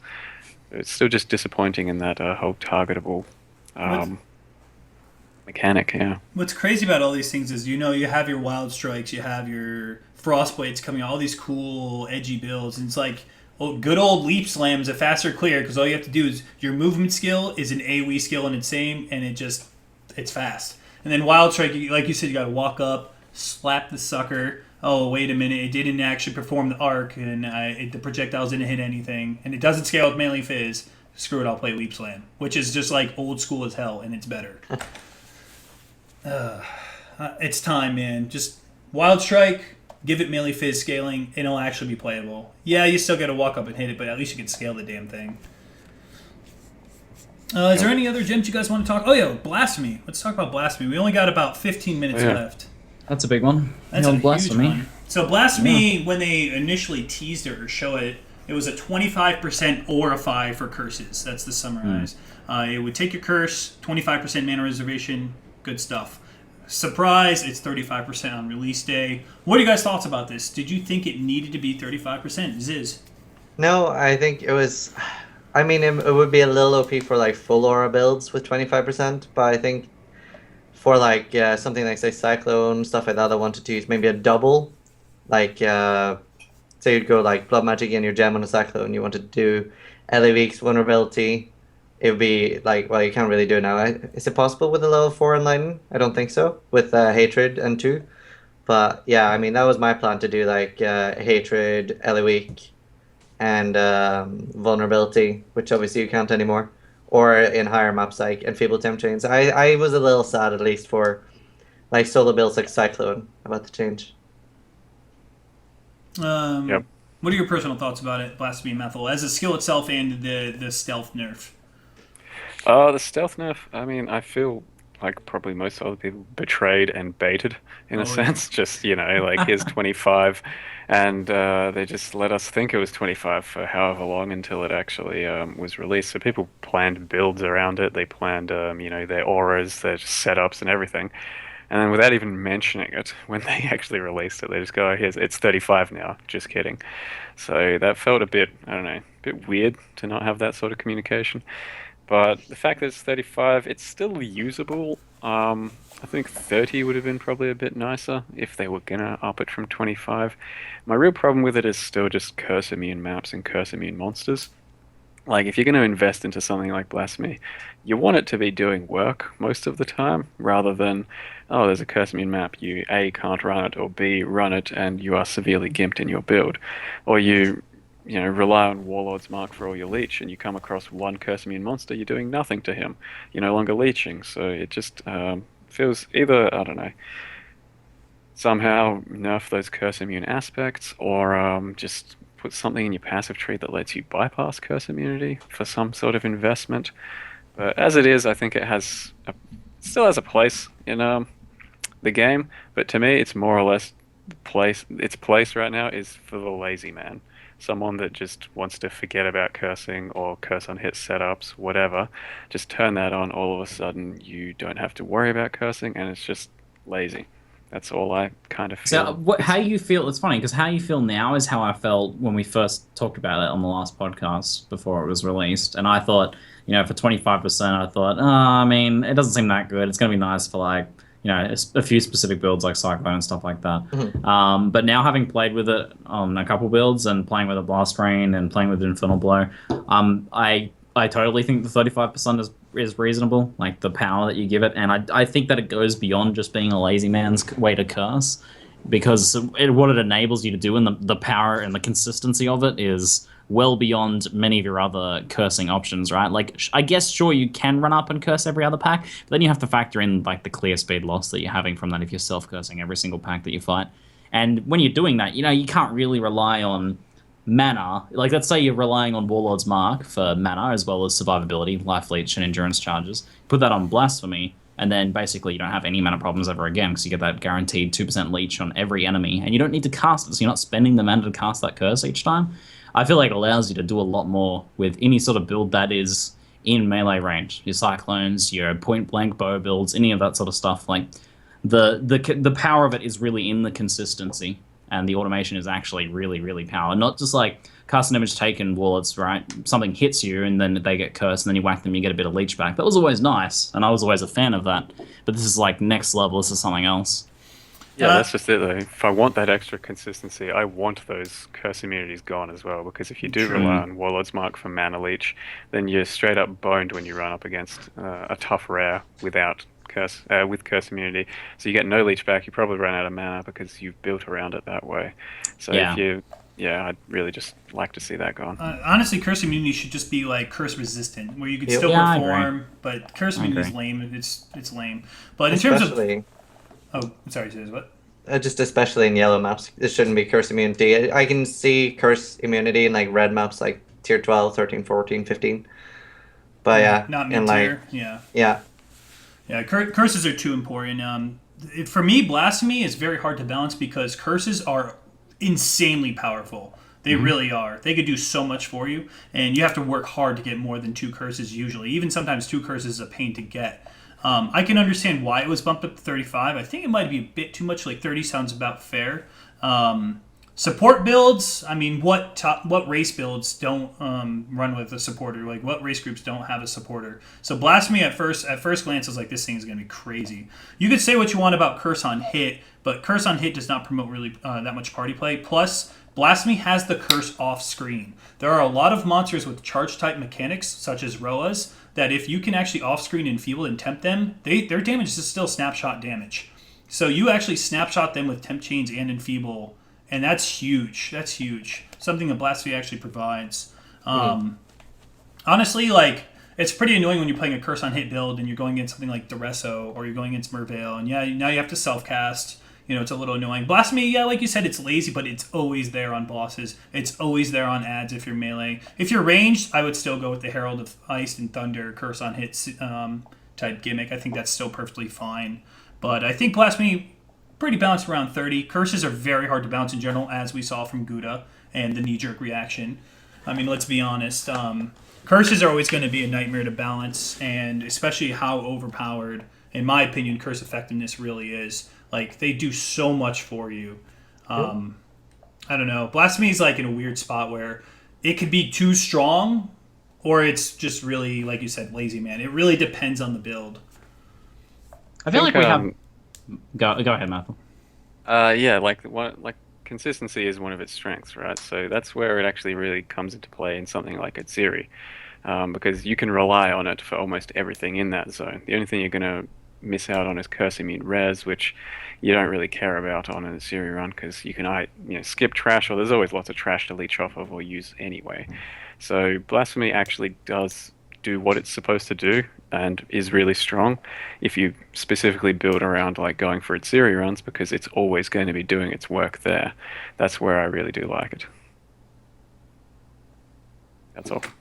What do you guys thoughts about curses in general? Gigi says they want to rework a lot of the curses. How do you guys feel about their state of the game right now? Do you think they're mandatory? Yeah. Do you think they're overpowered? Sure. Yeah. Like, especially like early on in a league where you're forced to run a lot of rippy maps. Like, say you only have a few chaos to run maps, you get like 30%, 120 point maps, and you're pushing the ladder. You need a cursor in your group, and especially when you're pushing things sort of out of your range, like you're pushing the early T10 stuff like that. You're gonna want a cursor / royal bot. It's basically mandatory, especially like the first 4 days. because you have to run those Rippy maps. You need like 30-40 pack size, or you're not going to get the returns you need to keep like pushing for the T14s, T15s. I think the biggest problem with curses is we want to use like some of the defensive ones, but if your build needs power charges, you're stuck using Assassin's Mark because no one wants to use a link on power charge on crit. You know what I mean? So it's like we're all about efficiency, and usually the curse is the most efficient way to generate charges. With the exception of Enduring Cry, you press one button and you're happy. So, I mean, you have Blood Rage, which you just put it on and you're good. So there's no real automated way to get power charges other than, I guess, Skyforth now or Power Siphon, you know what I mean? So... Oh, no, there's Death's actually the Hand, new amulet. There's Death's Hand. The new amulet, yeah. The new amulet is... They wreck the heck out of the crit out of it, don't they? No, but it's like the chance of power charge Talisman. And that's a very specific, costly endeavor, so cursing is much cheaper, and it's all about efficiency. Best bang for your buck, really. I'm really happy with curses being a core part of every build, Me too. a mandatory part of every build. There's enough curses that you have like a really good choice of how you want to enhance your build or cover its weaknesses, and now you have a really good selection of choices of how you want to achieve that as well, how you actually want to be cursing enemies. I also really like that Blasphemy is, I feel, increased aura diversity. Like, I feel like it's put a lot of pressure on some of the, we're all just running Hatred and Herald of Ash. Like, I feel like it's put a lot more interesting different choices in that. Like, some people will prefer to go for a different curse setup and will use Hatred and Herald of Ash, and other ones will use Grace and Herald of Ash, and other ones will use I'm using Arctic Armor, Herald of Ash, and Blasphemy. Like, we have, I think, a much greater choice of auras now, which I think is really nice. I think the biggest benefit of the difference between Blasphemy and Curse on hit that people don't understand is it's cursed before you even see it. If you're running Herald of Ice Curse on hit, the Assassin's Mark, you're not really gaining any. You're not gaining the more multiplier. You're not getting the extra chance to crit. You're just using it for the power charge. Whereas Blasphemy, you get that multiplier. You get that extra crit chance before you even see that monster, and that's pretty huge.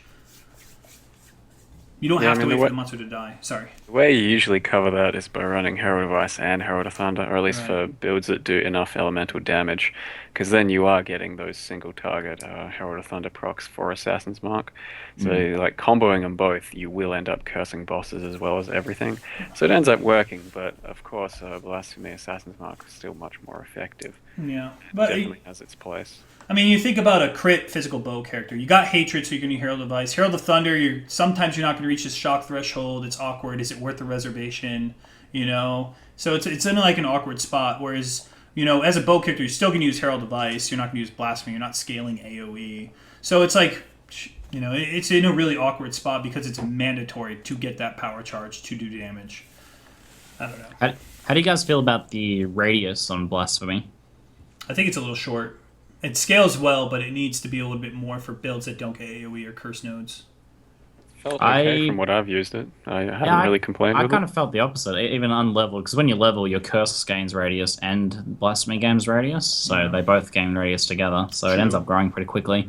And then I feel like even unleveled, it's basically point blank range. So I was like, this is perfect. Any more is just a bonus. And for any melee build, it's obviously going to be more than fun, except Reave. But yeah, like Reave needs Blasphemy. Like Reave needs anything right now. Yeah. Kind of surprised Reave didn't get touched at all by any nerfs. If anything, it just got buffed. I was a little shocked. Every patch it's been getting buffed. I mean, original Reave was 8 seconds. If you use anything else, you're screwed, and it had no duration. Now we have Vaal Reave, 4 stacks. It's just crazy Reave. I remember when it first came out, people were like, "Oh, this skill sucks." Okay, it's nuts now. It is nuts. Yeah, it's my favorite skill at the moment. So there's so much more we need to talk about, and we're coming up on time here. I still wanted to talk skill tree discussion, some nerfs on skills, the new leech changes. I mean, do you want to hold off on the next podcast, or can you guys hang out a little longer? What do you guys want to do? Yeah, I could go for a little longer, yeah. All right, so let's start talking about my favorite area, the skill tree. We have the Ranger got a big change, and the Shadow got a big change. And a lot of the beef from the Shadow trees come from what they've dimed out the condom wheel, or the sniper wheel. What do you guys thought about, first, the life nerf, and then they move it over to this janky, weird, awkward wheel? Ziz, what do you think about that? I didn't have that much problems getting health. I thought people were a little too panicky about it. I've made a few builds that use the Shadow Tree, like my my Reave character used a Shadow Tree, and I managed to get like 200. I managed to get hardcore viable health for it. Like, as soon as my duelist was like 87, I had like, what, 5.5k health, and I was about to hit 6k. Did you feel like you have much freedom when you were planning your build? Yeah. To be able to get that level of life? It or you wasn't basically that knew bad. exactly what you were doing? I made 2 versions of the build. I made one for even Scion as well, and like, as long as I had to stretch for the Scion life wheel, which was a little... There I it can see why... is. Yeah. But that's not that many points away from at least that build. But I can see why a lot of people are upset about it, but I feel it's only a tiny change would be needed. But at least for the builds that I designed for it, it wasn't bad for my Shadow Tree. Here's the real question. Did you consider hybrid life ES? Ugh. Not as a duelist. When you were planning your build? No. So, here, if you don't mind, I'd take the cake on this one. Life right now in the tree feels very forced, and you almost always end up going Sign Life Wheel because it's super, super efficient, which, you know, Path of Exile is every class can do everything, but really they're all just going to the Sign Life Wheel if they're on the right side of the tree, let's be honest. And then Jewels. Jewels are another great source to get life. So it feels like you're kind of stuck. And then when they removed what's efficient life on the tree and make it even harder to get in some janky ES evasion thing, like, you know, the whole point of this game is you could do whatever you want, right? But I really can't, and now I'm forced to pick up some evasion ES node that I don't want to pick up. I don't know. I think it's too forced, and if I want to play a hybrid, I'll make a hybrid build. I don't want the Shadow to be hybrid. In short, the passive tree is definitely the least exciting part of this patch. Oh, yes. Agreed. Mathil, what is your take on all that? Yeah, like I said, the passive tree doesn't really change anything in terms of excitement, except for that duelist area, of course, for the leech, which is just amazing for a lot of builds. As far as the shadow tree goes, yeah, like that nullification, that 5% life being moved somewhere, I'm rarely, if ever, wanting to grab that for my life build, even though it is one of the only options for your life, because it's just so damn inefficient. Like Ziz said, though, I don't think it's too bad. You can still quite comfortably make life-based builds on that side of the tree with enough. I just felt Blood Siphon getting that little nerf was a bit unwarranted. Okay. I don't know why that happened, really. It didn't fix anything that had a problem over there before. Yeah. And, yeah, nullification just kind of in a weird place. I'm not a fan of doing that little area for life builds. Another thing they did, I believe it was back in Beyond, the power charge was 1 point to get. Last league it was 2 points to get. Now it's 3 points to get that damn power charge, no matter which way you try and get it, unless you're coming up from the dagger wheel. And it's like, how many more points do we have to spend to get 50% crit? I'll just get a little 20% node somewhere else and get more bang for my buck.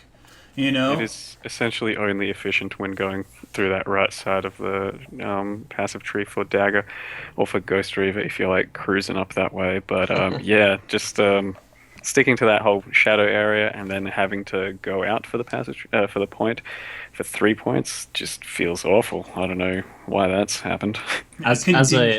As someone who plays a lot of like crit bow builds and stuff, pretty much always frenzy charge is the preference for crit builds these days. Yep. Over power charges. So I remember we used to always go for as many power charges as we could try and snag up efficiently. Yep. But who cares now? Just grab those frenzy charges, way better. There's literally no reason now to even touch that power charge unless you're going the right side. I'm really curious why they think that power charge is so strong when it's like it's 50% crit on a contingency. You know, it's like, you're not going to have it 100% of the time, so why am I spending 3 points for a big question mark? I didn't understand that thought process. However, the Ranger tree, we could talk about the Ranger tree. They did not still connect that bottom part by the sword crit wheel, sad face, but they did change the very starting area where it's all projectile nodes, which is pretty good for softcore builds and for racing. Do you guys think that maybe the Ranger can actually race now? That's a bonus spec? Definitely. Especially with new skills and stuff. It is nice for racing, but I do miss that attack speed and that sweet 20% accuracy node. That was so useful. Yep. But it's too useful. You'd roll rangers. You'd always roll ranger non-ranged characters. Yeah, exactly. Because you'd just grab that attack speed, go out through the evasion. Yeah, no, that's a good change for that. Now I actually am considering playing other classes. I played a duelist this time. I just completely didn't even go in the range area. I was like, you know what? I'm okay with not being here. It was good. I played a duelist.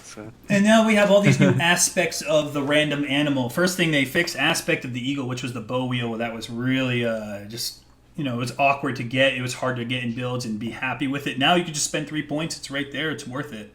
I don't know if it's fixed in my mind though, Zeno, because now it's just another node that you just get because it's, you know, just the 2 points or whatever to get from the left-hand side. Points, that's it. I would have preferred that they made that more powerful and impactful, and maybe, I don't know, instead of it being so generic, maybe made it a little more niche, and then still had you invest more points to get in there, rather than having it just be, because basically it's what I call the shadowfication of the Ranger tree. It's like the shadow is, when you go in the shadow, what do you do, Zeno? You get every node in the shadow, right? Yeah. You just do the square. You make the square in the shadow. Yeah.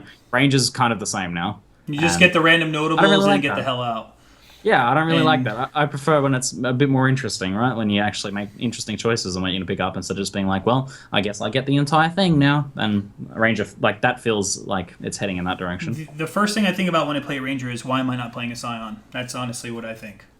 Honestly. Yeah, it's just like, I need more HP, there's more jewels, I could drop King of the Hill, screw Thick Skin, I'm just going Scion. I don't know, that's just how I feel.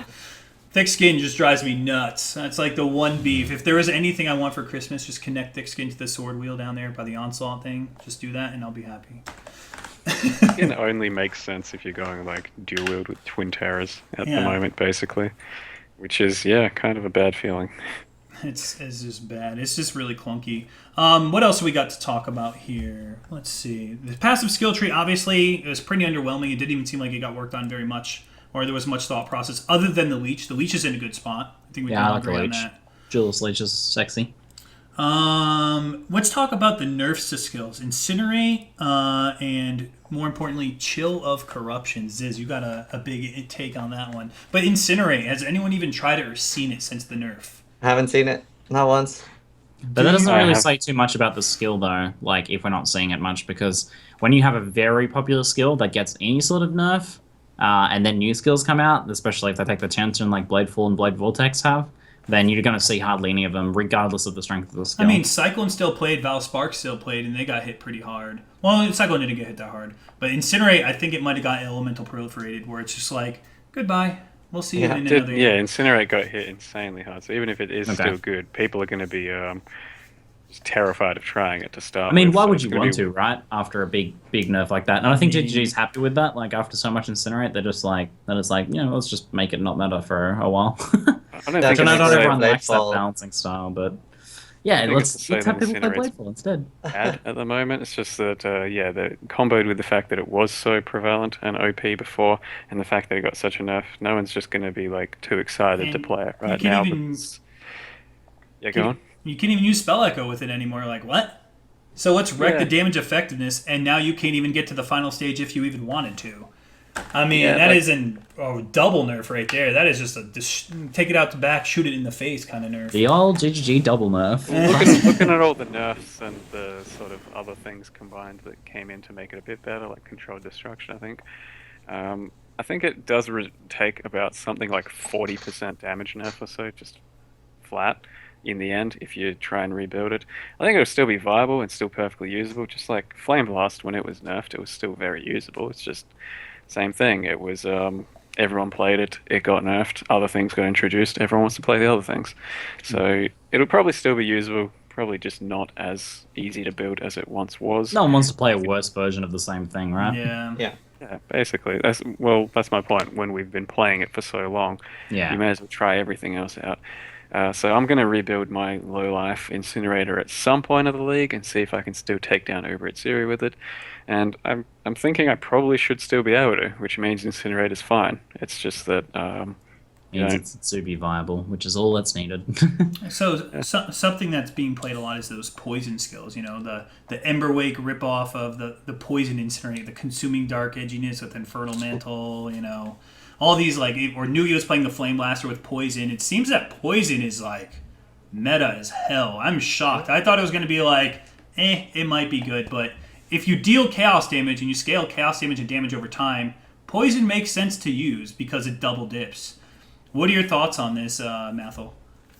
Yeah, from everything I've seen, I haven't really played around with it myself. From everything I've seen on Reddit and other streams, just the combo of all those poisons and binos right now just looks ridiculous. It's like just the new Prolif cheese if you want to go out of your way to do that, where you can make just about any skill Prolif very heavily just by the use of binos, where, I don't know, that feels somewhat unintended for all the skills. If it was just for like, melee or physical attacks specifically, maybe that's okay, but it seems too strong. I think once it catches on more on the mainstream, a lot more people are going to use it. Bino is going to go up a bit more in price, and it's just going to be a bit boring. Everyone playing poison and just prolifing it. Yeah. Last league it was 10 chaos for Binos. This league it's 4 to 5x. So that should tell you right there. On softcore, I think it's about 1.5 already, maybe 2x. But yeah, it's been slowly climbing over the past few days. That means buy them now while they're hot. Yeah. Rip dagger builds that actually want to use it for non-poison damage. You're screwed. Oh, and then Chill Corruption, Ziz. You could take the stand on Chill Corruption here. Yeah, so obviously I'm using Chill Corruption for my Valspark build, and it gives you extra souls when you shatter enemies, and it got nerfed from 80% to 50%. And a lot of people are like, oh, okay, Valspark nerf, that's good. Didn't do anything. Didn't affect the build at all in the slightest. And it is a very hard build to nerf. I mean, if anything, yeah, no, it didn't affect it. So, honestly, it wasn't even a nerf. It didn't do anything. That's pretty much it. Oh, man. I'm surprised that Valspark didn't get touched at all. Like, yeah. The area where you pop the Valspark, that's where it stays. Okay, that makes a little sense. You know, like some kind of mechanic change to Valspark. But nope, that thing is still like super tip top right now. That's actually a good suggestion, I think. Yeah. Yeah, I'm not sure it would be used then though. You know, the entire reason is that you can compare or use it with Whirling Blades. So you get like a really high attack speed dagger, and you zoom through the map. I guess something that could nerf it a bit would be increasing the amount of souls you need. So it would be more about like player skill and using it at the right time. Like for example, now even if you end up popping it in an area without mobs, by the time you're in an area with mobs, they'll fill up so fast. But if you had it, like, say it needed, like, I can't remember exactly how many souls it needed now. But say you increase the soul amount by like 30 to 40%, then you would actually have to pop it in good areas of mobs. You couldn't just pop it, like, any time. And it would be more about, like, how good you are at pathing through the map. And it would completely destroy its ability to, like, do bad maps at all. Like, we've been doing, like, Necros and Orchards pretty okay now because it's pretty easy to refill your souls. But if you did that, then you would basically make it completely dependent on good maps, and it would actually require quite a lot of player skill to like keep it going through a map. That's like the most balanced nerf I can think of that would still make people play it, but wouldn't remove it from the game. I rarely think that you should go out of your way to nerf things because it's important. Yeah. You know, it depends on power creep really, but Valspark is so leaps ahead of other skills right now that it needs an adjustment. Like, I would be surprised if we don't get a mid-tier patch with some kind of adjustment to Valspark, because it's just another 3 months of it, and you know how that's going to be. Resident Sleeper everywhere. I like the idea of it being, like, only where you place it, because you say it kills the viability of it. Well, yeah, for the Valspark build that shits all over clear speed, by all means, that might kill it. But it would still be a good, like, boss-killing spell, which is essentially what it always was. That was the intention, yeah. And, yeah, no, I'm also just really surprised it didn't get touched, considering, Incinerate was really overpowered. They just, like, cut that shit in half, like, just on all fronts. Valspark, very commonly known as just super overpowered and just the fastest clear and fastest ladder pusher, and they took the jewel from 80% to 50%, went, job done, that'll be fine. That just, it didn't, I don't know. Didn't really seem to make sense. Job done. I think the biggest surprise for me is like basically no nerf to Valspark, but Vaal Groundslam. Nope, that shit can't happen. That's OP. Like top 10 on the ladder, they're all Vaal Groundslammers, you know. So yeah, fuck that shit. But Valspark, that's okay. What? I don't understand. There seems to be a bit of salt about that one. The Vaal Groundslam getting nerfed. I guess if they both took a nerf, that would have been less damaging to players' hearts, but just one and not the other, when the other one's like, still so strong. How many Groundslammers did you see? I mean, I knew like 2 people playing it, you know? So too many. Exactly. Those people it's about the fun they were having. Those people were having way too much fun. Yeah. Shatter the entire screen. Man. Not having that. Did you hear about the next 1 month after this league? It's called the Elemental Hit League. It's going to be really good. A lot of fun is going to be had there. Only if they increase the mana cost on it, then I'm on board. Yes. Oh my god. Honestly, like, it's important that people are having fun with Valspark. I mean, I don't play it. It doesn't affect me. I play solo. So have fun with it. Run away with it. But, you know, it comes to a point where people are competitively, you know, racing on a ladder. And if you're trying to race with, you know, some other skill, and if you're not Valspark, you're screwed. Like Ziz says, if you don't have a Valsparker in the party, there's a problem. That's where it becomes, for, you know, an issue. Yeah. Well, see, like, I think if I hadn't died twice, I think I still would have been, like, pretty high with Reave. Obviously, I did catch up so quick because I am Valspark. But if I hadn't died twice, I think I died when I was, like, 8 on the ladder, 12 on the ladder, something like that. I think Reave was, like, you know, very competitive even compared to Valspark. Because especially if you're bouncing it around ladder farming or, like, grinding the ladder, right? Obviously, you can get Valspark. I couldn't really get Valspark the first 3 or 4 days anyway, so it wasn't really an option for me. Unless you have like a really big support team, or like if my entire group supported to like get the Valspark stuff, then you might get it within 2 days. But at least like for something like Reave, you can take it off during like day 1 and go boom right into maps. So it is that aspect as well for ladder pushing. It does take a while to get going. Same like you're not gonna find shabs the first day. Oh yeah, of course not. So all in all, what do you guys think? Do you think there's going to be any like hidden secret builds coming out of the woodwork that's going to be like top tier that we haven't discovered yet? Because we're only 1 week into the meta. You know, it's pretty obvious the meta's starting to, you know, Poison's popular, Valspark's still there, Caustic Arrow's still good. But, you know, do you think there'll be any like some sleeper builds, man? Spectral Throw Poison. Yeah, Spectral Throw. Yeah. I think there's a lot of combos out there right now that can be played around with that probably aren't too popular or known about. So yeah, I would definitely think there's some super strong builds out there that we're going to be surprised to see. There's always that, like, after the allure of the new skills wears off, there's always that the old skills that some little changes happen around made them super nice, start to come out of the woodwork. And obviously we're already seeing, like, Arc was already pretty good and it got a significant buff, so it's looking even better now. And then obviously with the new Lightning Flask as well, I think we'll see some pretty damn nice endgame arcing action happening in the future. Yeah, that's the thing. Like, a lot of spells just got straight buffed, and we haven't really been playing around with them too much. 20% extra buff, and then Storm you know some Call. of them getting extra arcs and stuff. I'm calling out. Storm Call is going to be retarded. Like it did dumb damage last league. It's going to do stupid damage this league. It's not a very enjoyable skill to play mechanically. For you, eat it. Yeah, I guess. Mathil, what do you take? All right, you've played a lot of just high damage, clear speed builds. You know, you play softcore the way how softcore is supposed to be played. You don't just run your head against a wall. What are your thoughts about Storm Call? Storm Call? Yeah, like before this patch, it was still a really strong build. It didn't feel any stronger than any other lightning skill. I thought lightning skills in general were in a really good place for spells, because I could pick up any one of them and have pretty similar clear speed at the very end game, like Arc, Ball Lightning, Storm Call, Shock Nova even. All of them were just pretty much on par with each other. And Storm Call, yeah, it was actually quite underused, I think. It could definitely be a very viable skill, and like even before this change. So as Ziggy said, though, it's kind of still a playstyle thing. It's not going to fit everyone, even if it's super overpowered or super strong damage. You still have to, like, you know, wind up those.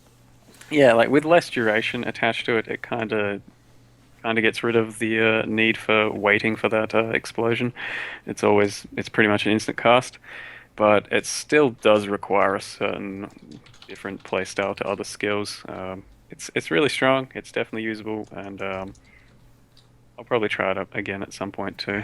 Scaling AoE on it's really fun. You can end up hitting pretty much the entire screen. The base AoE on it, you got a 25% increase, which is huge, because they didn't nerf AoE that much on the tree. Carcass Jack and Divinaria still exist.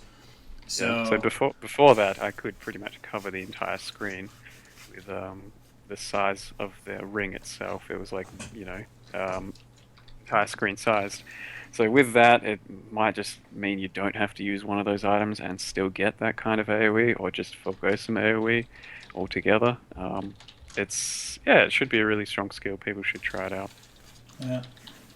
So anyone got anything else to say? Do you want to do a Q&A? We good? What do you think, Ziggy? You're in control. I think we unfortunately don't have enough time for a Q&A today. I agree. But big podcast. We'll try to do a big Q&A next podcast, I think. If we do sneak one in next week, then we'll do a massive Q&A session, I think. Yes, the next podcast is to be decided, but I'm trying to get it together for next week. I'll try my best to get that. We still have a lot to talk about. I'm sure in a week's time we're going to have even more to talk about. I want to thank both Ziz, cool, and Mathil for coming on this show. And if you guys can, Ziz, where can we find you? So you can find me on Twitch, PC Child. I also have a YouTube as well, PC Child 88. I stream, at the moment I'm pushing the ladder, so I'm streaming 18 to 22 plus hour sessions at the moment. So please come check me out and we can have fun. It's going to be a lot of fun. Shattering everything within the map. He's playing Valspark though, isn't it? Yep. It's not overpowered at all. Just don't nerf it until I'm done. And then Mathil, this is your second podcast episode. I'd like to have you around here more because you're freaking awesome, dude. Where can we find you out at? Wow, high praise. You can find me at my free Twitch TV/Mathil1, I believe it is. And, that's where you get the shirtless cam streams. Oh yeah, that's how I make the real monies. So that's post-streaming hours. Anyway, also YouTube Mathilification. I try to put up a good couple of videos, 2 or 3 videos a week at least, and currently playing Fakener or Cast on Crit Cyclone Discharge, and it is thoroughly enjoyable. So yeah, I'll probably start streaming straight after this. Cool. Can I get a cap of pride here if you're actually looking for my free cam on Mathil here? Just let me know in chat, guys. You want some? Oh man, thank you guys again for tuning in. This has been a really fun episode. Not nearly as heated as the last one, and hopefully more professional without any Christmas attire. Krampus ZiggyD. Wow. Next one will have any Christmas attire. That bullet of unprofessional. Thrown under the That's bus. Right. All right, guys. Thank you again for tuning in. We're out. Oh, wait a minute. I forgot to mention that new skill that GGG teased. You guys see that new golem? The lightning golem? Oh my god, I can't wait. It's going to be amazing. Dude, did you see what the passive on it is like? As if Arc needed a new buff, right? Yeah, it pretty much buffs that. Valspark even more than it did before. It's kind of like Chill Corruption hidden in a golem.